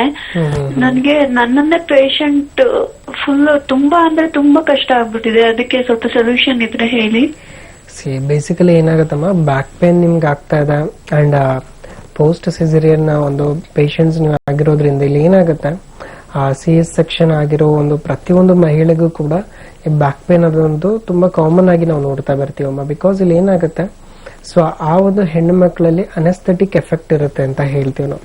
ಸೊ ಆ ಒಂದು ಅನೆಸ್ಥೆಟಿಕ್ ಎಫೆಕ್ಟ್ ಇಂದನೂ ಕೂಡ ಆ ಪೇನ್ ಕಾಣಿಸ್ಕೊಳ್ತಾ ಹೋಗುತ್ತೆ. ಅಂಡ್ ನಿಮಗೆ ಸ್ವಲ್ಪ ಇಂಜುರಿ ಅನ್ನೋದು ಒಂದಿದೆ, ಸೊ ಅದು ಕೂಡ ಹಿಸ್ಟ್ರಿ ಇರೋದ್ರಿಂದ ಸೊ ಅಲ್ಲಿ ಏನಾಗುತ್ತೆ, 2 ಬೋನ್ ನಡುವೆ ಡಿಸ್ಕ್ ಸ್ಪೇಸ್ಗೆ ಧಕ್ಕೆ ಆಗ್ತಾ ಬರುತ್ತಮ್ಮ. ಅಂದ್ರೆ ಅಲ್ಲಿ ಇರ್ತಕ್ಕಂಥ ರಕ್ತನಾಳಗಳಾಗಿರ್ಬೋದು ನರಕ್ಕೆ ಧಕ್ಕೆ ಆದಾಗ ನರಗಳ ಮೇಲೆ ಒತ್ತಡ ಜಾಸ್ತಿ ಕಾಣಿಸ್ಕೊಳ್ತಾ ಹೋಗುತ್ತೆ. ಅಂಡ್ ಅದರಿಂದನೂ ನಿಮಗೆ ಪೇನ್ ಕಾಣಿಸ್ಕೊಳ್ತಾ ಹೋಗುತ್ತೆ. ಇಲ್ಲಿ ಬೇಸಿಕಲಿ ಏನಾಗುತ್ತಮ್ಮ, ಬ್ಯಾಕ್ ಪೇನ್ ನಿಮಗೆ ನೀವು ಬೆಡ್ ರಿಡನೇ ಆಗಿದ್ದೀರಾ ಅಂತಂದಾಗ ಇದಕ್ಕೆ ಒಂದು ಟ್ರೀಟ್ಮೆಂಟ್ ಅಂತೂ ನೀಡಿರುತ್ತೆ. ಬಿಕಾಸ್ ಆ ಟ್ರೀಟ್ಮೆಂಟ್ ತಗೊಳ್ಳೋದಕ್ಕಿಂತ ಮುಂಚೆ ನೀವು ಬಾಡಿ ಒಳಗಡೆ ಆ ತೊಂದರೆ ಅನ್ನೋದು ಆ ಡಿಸ್ಕ್ ಅಲ್ಲಿ ಎಷ್ಟರ ಮಟ್ಟಿಗಿದೆ ಅನ್ನೋದು ನಿಮಗೆ ಪ್ರಾಪರ್ ಒಂದು CT ಸ್ಕ್ಯಾನ್ ಆಗಿರ್ಬೋದು, ಇಲ್ಲ MRI ಅಲ್ಲಿ ರೂಲ್ ಔಟ್ ಆಗ್ತಾ ಬರುತ್ತೆ. ಅದನ್ನ ಫಸ್ಟ್ ತಿಳ್ಕೋಬೇಕು. ಅಂಡ್ ಇನ್ ಕೇಸ್ ಆ ತೊಂದರೆ ಇದ್ದಿದ್ದಲ್ಲೇ ಆ ಟ್ರೀಟ್ಮೆಂಟ್ ನೀವು ತಗೊಳ್ತಾ ಇದ್ದಿದ್ರು ಕೂಡ ಒಂದು ಸೊ ನೀವು ಎವ್ರಿ ಡೇ ಒಂದು ಸ್ವಲ್ಪ ಎಕ್ಸಸೈಸ್ ಅನ್ನೋದನ್ನ ಮಾಡ್ತಾ ಬರ್ಬೇಕಪ್ಪ. ಬಿಕಾಸ್ ಇಲ್ಲಿ ಏನಾಗುತ್ತೆ, ನಿಮ್ಮ ಬ್ಯಾಕ್ ಪೇನ್ ಅನ್ನೋದು ಬರ್ತಾ ಇದೆ ಅಂದ್ರೆ ಪೋಸ್ಚರ್ ಸ್ಟಿಫ್ ಆಗಿದೆ, ಪೋಸ್ಚರ್ ನಾರ್ಮಲ್ ಆಗಿಲ್ಲ ಅನ್ನೋದಕ್ಕೆ ಆ ಪ್ರಾಬ್ಲಮ್ ಆಗುತ್ತೆ. ನಾವು ಯೂಶಲಿ ಮೆಡಿಕಲ್ ಅಲ್ಲಿ ಹೇಳ್ತೀವಿ stands mat, sits mat and lifts mat ಅಂತ ಹೇಳ್ತೀವಿ. ಅಂದ್ರೆ ನೀವು ನಿಂತ್ಕೊಳ್ಳೋದಾಗಿದ್ರು ಅತಿಯಾಗಿ ಮಾಡಕ್ ಹೋಗ್ಬಾರ್ದು, ಕೂತ್ಕೊಳ್ಳೋದು ಅತಿಯಾಗಿ ಮಾಡಕ್ ಹೋಗ್ಬಾರ್ದು, ಇವನ್ ಹೆವಿಯಾಗಿ ಲಿಫ್ಟಿಂಗ್ ಮಾಡಕ್ ಹೋಗ್ಬಾರ್ದು. ಇವೆಲ್ಲವೂ ನಿಮ್ಗಿರುವಂತ ಸಮಸ್ಯೆ ಅನ್ನೋದು ಜಾಸ್ತಿ ಮಾಡ್ತಾ ಹೋಗುತ್ತೆ. ಹಾಗಾಗಿ ಸೊ ಅತಿಯಾಗಿ ಎತ್ತೋದಾಗಿರ್ಬೋದು, ಪ್ರೆಷರ್ ಇರುವಂತ ಕೆಲಸ ಮಾಡಕ್ ಹೋಗ್ಬೇಡಿ. ನಿಮ್ಮ ಪೋಸ್ಚರ್ ನ ಅವಾಗ ಚೇಂಜ್ ಮಾಡ್ತಾ ಇರಿ. ಆದಷ್ಟು ಬ್ಯಾಕ್ ನ ಸ್ಟೇಬಲ್ ಆಗಿ ಇಟ್ಕೊಳ್ಳಿ, ಅಂದ್ರೆ ಫ್ಲೆಕ್ಸಿಬಿಲಿಟಿ ಇಟ್ಕೊಳ್ಳುವಂತ ಕೆಲಸ ಮಾಡಿ. ಸ್ವಲ್ಪ ಎಕ್ಸರ್ಸೈಸ್ ಮಾಡೋದು ಕೂಡ ನಿಮ್ಮ ಬ್ಯಾಕ್ಗೆ ಒಳ್ಳೇದು. ಬಟ್ ಅದಕ್ಕಿಂತ ಮೊದಲು ಆ ತೊಂದರೆ ಏನಿದೆ ಅದನ್ನ ತಿಳ್ಕೊಳ್ಳಿ. ಏನೂ ತೊಂದರೆ ಇಲ್ಲ ಅಂದ್ರೆ ಖಂಡಿತವಾಗ್ಲೂ ನಿಮಗೆ ಈ ಎಕ್ಸರ್ಸೈಸ್ ಮೇಂಟೈನ್ ಮಾಡ್ತಾ ಬರ್ಬೋದು. ಬಟ್ ಇದ್ದಲ್ಲಿ ಅಟ್ ಲೀಸ್ಟ್ ಅರ್ಲಿಯಾಗಿ ನೀವು ಟ್ರೀಟ್ಮೆಂಟ್ ತಗೊಳ್ಳೋದಕ್ಕೆ ಹೆಲ್ಪ್ ಆಗುತ್ತೆ. ಒಂದ್ಸತಿ ಭೇಟಿ ಕೊಡಿ, ಖಂಡಿತವಾಗ್ಲೂ ಇದ್ರ ಬಗ್ಗೆ ಹೆಚ್ಚಿನ ಸಲಹೆ ನೀವು ತಿಳ್ಕೊಬೋದಮ್ಮ. ಓಕೆ ಅಮ್ಮ, ಕರೆ ಮಾಡಿದ್ದಕ್ಕಾಗಿ ಧನ್ಯವಾದಗಳು. ಮೈಸೂರು ಮತ್ತು ಹಾಸನದಲ್ಲೂ ಕೂಡ ನಮ್ಮ ಹೋಮಿಯೋಪತಿ ಬ್ರಾಂಚಸ್ ಇದೆ. ನೇರವಾಗಿ ನೀವು ಡಾಕ್ಟರ್ನ ಕನ್ಸಲ್ಟ್ ಮಾಡಬೇಕಾಗತ್ತೆ. ಯಾಕೆ ಅಂತ ಹೇಳಿದ್ರೆ ನೀವು ಹೇಳಿರುವಂತಹ ಸಮಸ್ಯೆ ತುಂಬಾ ಸಿವಿಯರ್ ಆಗಿರೋದ್ರಿಂದ ಫೋನಿನ ಮುಖಾಂತರವಾಗಿ ಹೇಳೋದು ಸ್ವಲ್ಪ ಕಷ್ಟವಾಗುತ್ತೆ. ನೇರವಾಗಿ ನಿಮ್ಮನ್ನ ಭೇಟಿ ಆಗಬೇಕಾಗತ್ತೆ. ಅಥವಾ ನಿಮಗೆ ಬರೋಕ್ಕಾಗೋಲ್ಲ ಅನ್ನೋದಾದ್ರೆ ಟಿವಿ ಸ್ಕ್ರೀನ್ ಮೇಲೆ ಒಂದು ನಂಬರ್ನ ನಾವು ಡಿಸ್ಪ್ಲೇ ಮಾಡ್ತಾ ಇದೀವಿ. ಅದಕ್ಕೆ ನಿಮ್ಮೆಲ್ಲ ರಿಪೋರ್ಟ್ಸ್ ಗಳನ್ನ ಕಳಿಸ್ಕೊಡ್ಬಹುದು. ಡಾಕ್ಟರ್ ಒಟ್ಟಿಗೆ ನೇರವಾಗಿ ಮಾತಾಡಿ ನಿಮ್ಮ ಸಮಸ್ಯೆಗೆ ಪರಿಹಾರ ಮಾರ್ಗಗಳನ್ನ ನೀವು ಪಡ್ಕೊಳ್ಬಹುದು. ಇನ್ನೊಂದು ಕರೆ ಇದೆ. ಹಲೋ ಹಲೋ, ನಮಸ್ತೆ, ನಿಮ್ಮ ಹೆಸರು? ನಮ್ಮ ಹೆಸರು ರಾಧಾ ಅಂತ ಮೇಡಮ್. ಯಾವ ಊರಿಂದ ಕರೆ ಮಾಡ್ತಿದ್ದೀರಾ? ಮೇಡಮ್ ಹುಣಸೂರಲ್ಲಿ ಮೇಡಮ್, ಮೈಸೂರು ಜಿಲ್ಲೆ ಹುಣಸೂರು ತಾಲೂಕು. ಓಕೆ, ಡಾಕ್ಟರ್ ಇದ್ದಾರೆ, ಪ್ರಶ್ನೆ ಕೇಳಿಮ್ಮ. Hello, okay madam. ಹೇಳಿಮ್ಮ. ಹಲೋ ಸರ್, ನಮಸ್ತೆ. ನಮಸ್ಕಾರಮ್ಮ, ಹೇಳಿ. ನಮಸ್ತೆ ಸರ್, ನನ್ಗೆ ಹಿಂದ್ಗಡೆ ಬೆನ್ನು ತುಂಬಾ ನೋವು ಬರುತ್ತೆ, ಪೇನ್ ಬರುತ್ತೆ. ಓಕೆ. ಅದು ನಾವು ಸುಮಾರು 1 ವರ್ಷದಿಂದಾನು ತೋರಿಸ್ತೀವಿ ಮೇಡಮ್ ಸರ್. ಅದರಿಂದ ಅದು ನೋವೇ ಕಮ್ಮಿ ಆಯ್ತಲ್ಲ, ಏನ್ ಮೆಡಿಸಿನ್ ತಗೊಂಡ್ರುವೆ. ಓಕೆ ಅಮ್ಮ, ಓಕೆ. ಅದು ಬೆಲ್ಟ್ ಎಲ್ಲ ಹಾಕಿ ನೋಡ್ದ ಸರ್, ಆದ್ರೂ ಕಮ್ಮಿ ಆಯ್ತಲ್ಲ ಅದು. ಓಕೆ ಅಮ್ಮ, ಇವಾಗ ನಾರ್ಮಲಿ ಏನಾಗುತ್ತೆ, ಬೆನ್ನು ಅಂತ ಕಾಣಿಸ್ಕೊಳ್ತಾ ಇದೆ ಅಂಡ್ ನೀವೇನ್ ಬೆಲ್ಟ್ ಹಾಕೊಳ್ತಾ ಇದ್ದೀರಾ, ನಾವು ಲಂಬೋ ಸ್ಯಾಕ್ರಲ್ ಬೆಲ್ಟ್ ಅಂತ ಹೇಳ್ತೀವಿ. ಸೊ ಅದು ನಿಮ್ಗೆ ಇರ್ತಕ್ಕಂಥ ಪೋಸ್ಚರ್ ನ ಒಂದು ಲೆವೆಲ್ಗೆ ಇಟ್ಕೊಳಕ್ಕೆ ಹೆಲ್ಪ್ ಆಗುತ್ತೆ. ಅಂಡ್ ಇನ್ ಕೇಸ್ ಏಜ್ ಆಗ್ತಾ ಇತ್ತು ಅಂತಂದ್ರೆ ಬೋನ್ ಡೆನ್ಸಿಟಿ ಕಡಿಮೆ ಆಗ್ತಾ ಇರುತ್ತೆ. ಸೊ ಅದಕ್ಕೂ ಕೂಡ ಈ ಸಮಸ್ಯೆ ಬರ್ಬೋದು. ಅಂಡ್ ಅದ್ರ ಜೊತೆಗೆ ಆ ಡಿಸ್ಕ್ ನ ಸಮಸ್ಯೆಗಳಿರುತ್ತೆ. ನಾವು ಮುಂಚೆ ಒಂದು ಕಾಲರ್ಗೂ ಇದೇ ತರ ಹೇಳ್ತಾ ಇದ್ವಿ. ಆ ಡಿಸ್ಕ್ ಸಮಸ್ಯೆ ಇತ್ತು ಅಂತಂದ್ರೆ 2 ಬೋನ್ ನ ನಡುವೆ ಇರುವಂತ ನರಗಳ ಮೇಲೆ ಅತಿಯಾದ ಒತ್ತಡ ಬೀಳೋದಕ್ಕೆ ಸ್ಟಾರ್ಟ್ ಆಗುತ್ತೆ. ಆ ಒತ್ತಡದಿಂದನೂ ಕೂಡ ಈ ನೋವು ಕಾಣಿಸ್ಕೊಳ್ತಾ ಹೋಗುತ್ತೆ. ನೀವು ಹಲವಾರು ಕಡೆ ತೋರಿಸ್ಕೊಂಡಾಗ ಕೂಡ ಅಲ್ಲಿ ಒಂದು ಇರುವಂತ ಪೇನ್ಗೆ ಪೇನ್ ಕಿಲ್ಲರ್ ಕೊಟ್ಟಿರ್ತಾರಮ್ಮ. ಕೆಲವೊಂದು ಪೇಷಂಟ್ಸ್ಗೆ ಏನಾಗುತ್ತೆ, ಆ ನೋವು ತುಂಬಾ ಅಕ್ಯೂಟ್ ಆಗಿತ್ತು ಅಂದ್ರೆ ಏನೋ ಒಂದು ಮಾಂಸಖಂಡದ ಮೇಲೆ ಇರ್ತಕ್ಕಂಥ ಪ್ರೆಷರ್ ಆಗಿರ್ಬೋದು, ಅತಿಯಾಗಿ ಒತ್ತಡದ ಕೆಲಸ ಮಾಡಿದ್ರಿಂದ ಬಂದಿತ್ತು ಅಂದ್ರೆ ಹೋಗುತ್ತೆ. ಬಟ್ ಒಳಗಡೆ ತೊಂದರೆ ತುಂಬಾ ಸಿವಿಯರ್ ಆಗಿರುತ್ತೆ ಅಂದ್ರೆ ನಾವು ಎಂತ ಪೇನ್ ಕಿಲ್ಲರ್ ತಗೊಂಡ್ರು ಪೇನ್ ನ ಮುಂದೆ ಹಾಕತ್ತೆ ಹೊರತು ಪೇನ್ ನ ಸಂಪೂರ್ಣವಾಗಿ ವಾಸಿ ಮಾಡೋದಕ್ಕೆ ಹೆಲ್ಪ್ ಮಾಡಲ್ಲ. ಸೊ ಹಾಗಾಗಿ ನೀವೇನ್ ಮಾಡಿ, ಸೊ ಹತ್ತಿರದ ಬ್ರಾಂಚಿಗೆ ಒಂದ್ಸತಿ ಬಂದು ವಿಸಿಟ್ ಆಗಿಮ್ಮ. ನಿಮ್ಮ ಬ್ಯಾಕ್ ಪೇನ್ ಅನ್ನೋದು ನಾವು ನಾರ್ಮಲಿ ಸ್ಪಾಂಡಿಲೋಸಿಸ್ ಅಂತ ಹೇಳ್ತೀವಿ, ಈ ರೀತಿಯಾದ ಸಮಸ್ಯೆಗೆ. ಸೊ ಅದನ್ನ ರೂಲ್ ಔಟ್ ಮಾಡಿಬಿಟ್ಟು ಅದಕ್ಕೆ ತಕ್ಕಂತೆ ಟ್ರೀಟ್ಮೆಂಟ್ ಕೂಡ ಹೋಮಿಯೋಪತಿಲಿ ತುಂಬಾ ಒಳ್ಳೆ ಮಾತ್ರೆಗಳಿದೆಮ್ಮ, ನೀವು ಬಂದು ಅದನ್ನ ತಗೋಬಹುದು. ಓಕೆ ಅಮ್ಮ, ಕರೆ ಮಾಡಿದ್ದಕ್ಕಾಗಿ ಧನ್ಯವಾದಗಳು. ಮೈಸೂರಿನಲ್ಲೂ ಕೂಡ ನಮ್ಮ ಹೋಮಿಯೋಪತಿ ಬ್ರಾಂಚ್ ಇದೆ. ನೇರವಾಗಿ ನೀವು ಡಾಕ್ಟರ್ನ ಆದಷ್ಟು ಬೇಗ ಭೇಟಿಯಾದ್ರೆ ಯಾವುದೇ ರೀತಿಯಾದಂತಹ ಅಡ್ಡ ಪರಿಣಾಮಗಳಿಲ್ಲದೆ ಚಿಕಿತ್ಸೆಯನ್ನ ನೀಡಲಾಗುತ್ತೆ ಅಂತ ಡಾಕ್ಟರ್ ನಿಮಗೆ ತಿಳಿಸಿದ್ದಾರೆ. ಇನ್ನೊಂದು ಕರೆ ಇದೆ. ಹಲೋ. ಹಲೋ, ನಮಸ್ತೆ ಸರ್, ನಿಮ್ಮ ಹೆಸರು? ಚೇತನ್ ಅಂತ ಮೇಡಮ್. ಯಾವೂರಿಂದ ಕರೆ ಮಾಡ್ತಿದ್ದೀರಾ? ಚನ್ನಪಟ್ಟಣ. ಓಕೆ, ಡಾಕ್ಟರ್ ಒಟ್ಟಿಗೆ ಮಾತಾಡಿ ಸರ್. ಹಲೋ. ಹಲೋ. ಹಲೋ, ಹೇಳಿ. ಸರ್ ನಮಸ್ಕಾರ. ನಮಸ್ಕಾರ, ಹೇಳಿ. ಏನಿಲ್ಲ, ಅದು ಜಸ್ಟ್ ನನಗೆ ಏನಾದ್ರೂ ಜಾಸ್ತಿ ಐಟಮ್ ಏನಾದ್ರು ತಿಂದೆ, ನಾನ್ ವೆಜ್ ಏನಾದ್ರು ತಿಂದ್ರೆ ಬ್ಲಡ್ ಬೀಳುತ್ತೆ. ಓಕೆ. ಮತ್ತೆ ಅದು ಗುಳ್ಳೆ ಟೈಪ್ ಆಗಿದೆ, ಬಾತ್ರೂಮ್ ಹೋಗ್ತೀವಲ್ಲ ಅಲ್ಲಿ. ಯಾವ ತರ ಸರ್ ಅದು? ಸೊ ಇದು ಯಾವಾಗಿಂದ ಇರೋದು ನಿಮ್ಗೆ ಸಮಸ್ಯೆ? ಸರ್ ಇದೆ ಒಂದು 8 ಇಯರ್ಸ್ ಇಂದ ಇದೆ. 8 ಇಯರ್ಸ್ ಇಂದ ಇದೆ. ಓಕೆ. ಬೇಸಿಕಲಿ 8 ಇಯರ್ಸ್ ಇಂದ ಇದೆ. ಜೊತೆಗೆ ಬರೀ ಒಂದು ಮಾಂಸಾಹಾರ ತಗೊಂಡಾಗ ಈ ಸಮಸ್ಯೆ ಬರ್ತಾ ಇದೆ ಅಂತಂದ್ರೆ, ಸೊ ಬೇಸಿಕಲಿ ಇದೊಂದು ಇಂಟರ್ನಲ್ ಪೈಲ್ಸ್ ಆಗಿರುತ್ತೆ. ಅಂಡ್ ಒಳಗಡೆ ತೊಂದರೆ ಯಾವಾಗ ಜಾಸ್ತಿ ಆಗುತ್ತೆ ಅಂದ್ರೆ ನಾವು ಅತಿಯಾಗಿ ಆಹಾರ ತಗೊಂಡಾಗ, ನಾನು ಮುಂಚೆ ಹೇಳ್ದಂಗೆ ನಮ್ಮ ದೇಹಕ್ಕೆ ನೀಡಿರೋಕ್ಕಿಂತಲೂ ನಾವು ಅತಿಯಾಗಿ ತಗೊಂಡಾಗ ಆ ರಕ್ತನಾಳಗಳ ಮೇಲೆ ಅತಿಯಾದ ಒತ್ತಡ ಬೀಳೋದಕ್ಕೆ ಸ್ಟಾರ್ಟ್ ಆಗುತ್ತೆ. ಸೊ ಅದರಿಂದನೂ ಈ ಸಮಸ್ಯೆ ಬರ್ತಾ ಹೋಗುತ್ತೆ. ಸೊ ಇದಕ್ಕೆ ಏನ್ ಮಾಡಿ, ನೀವು ಪ್ರತಿಯೊಂದು ದಿವಸನೂ ಕೂಡ ಸ್ನಾನಕ್ಕಿಂತ ಮುಂಚೆ ಒಂದು 8 ರಿಂದ 10 ನಿಮಿಷ ನಾವು ಮೆಡಿಕಲ್ ಅಲ್ಲಿ ಸಿಟ್ಸ್ ಬಾತ್ ಅಂತ ಹೇಳ್ತೀವಿ, ಅಂದ್ರೆ ಉಗುರು ಬೆಚ್ಚನೆ ನೀರಲ್ಲಿ ಒಂದು 8 ರಿಂದ 10 ನಿಮಿಷ ಕುತ್ಕೊಳ್ತಾ ಬನ್ನಿ. ಸೊ ಇದೇನಾಗುತ್ತೆ, ಅಲ್ಲಿ ರಕ್ತನಾಳಗಳು ಸ್ವಲ್ಪ ಸ್ಮೂತ್ ಆಗೋದಕ್ಕೆ, ಮೋಷನ್ ಸಲೀಸ್ ಆಗೋದಕ್ಕೆ ಹೆಲ್ಪ್ ಆಗುತ್ತೆ. ಜೊತೆಗೆ ಸೊ ನೀವು ಆ ಒಂದು ಸಮಸ್ಯೆ ಕಡಿಮೆ ಆಗದೆ ಇದ್ದಲ್ಲಿ ಒಂದ್ಸತಿ ಬಂದು ಭೇಟಿ ಕೊಟ್ಟರೆ ಅದಕ್ಕೆ ತಕ್ಕಂತೆ ಮಾತ್ರೆಗಳು ಇರುತ್ತೆ, ನೀವು ಅದನ್ನು ತಗೋಬಹುದು. ಓಕೆ ಸರ್, ಕರೆ ಮಾಡಿದ್ದಕ್ಕಾಗಿ ಧನ್ಯವಾದಗಳು. ನೇರವಾಗಿ ನೀವು ಡಾಕ್ಟರ್ನ ಭೇಟಿಯಾಗಬೇಕಾಗತ್ತೆ. ಮೈಸೂರಿನಲ್ಲಿ ನಮ್ಮ ಬ್ರಾಂಚ್ ಇದೆ, ನಮ್ಮ ಹೋಮಿಯೋಪತಿ ಬ್ರಾಂಚ್ ನಿಮಗೆ ಹತ್ರವಾಗುತ್ತೆ. ಯಾವುದೇ ರೀತಿಯಾದಂತಹ ಅಡ್ಡ ಪರಿಣಾಮಗಳಿಲ್ಲದೆ ಚಿಕಿತ್ಸೆ ಇದೆ ಅಂತ ಹೇಳಿದ್ದಾರೆ. ಸೊ ಆದಷ್ಟು ಬೇಗ ನೀವು ಭೇಟಿಯಾಗಬೇಕಾಗತ್ತೆ. ಡಾಕ್ಟರ್, ಇದುವರೆಗೂ ಕಾರ್ಯಕ್ರಮದಲ್ಲಿ ಭಾಗವಹಿಸಿ ಸಾಕಷ್ಟು ವಿಚಾರಗಳನ್ನು ತಿಳಿ ಹೇಳಿದ್ದೀರಾ. Thank you so much. Yes ವೀಕ್ಷಕರೇ, ಇವತ್ತಿನ ಕಾರ್ಯಕ್ರಮದಲ್ಲಿ ಸಾಕಷ್ಟು ಮಾಹಿತಿಯನ್ನು ನಾವು ನಿಮಗೆ ನೀಡಿದ್ದೀವಿ. ಕಾರ್ಯಕ್ರಮ ಎಲ್ಲರಿಗೂ ಇಷ್ಟವಾಗಿದೆ ಅಂತ ಭಾವಿಸ್ತಾ ಕಾರ್ಯಕ್ರಮವನ್ನು ಮುಕ್ತಾಯಗೊಳಿಸ್ತಾ ಇದ್ದೀವಿ. ಮುಂದಿನ ಸಂಚಿಕೆಯಲ್ಲಿ ಮತ್ತೆ ಭೇಟಿಯಾಗೋಣ. ಧನ್ಯವಾದಗಳು.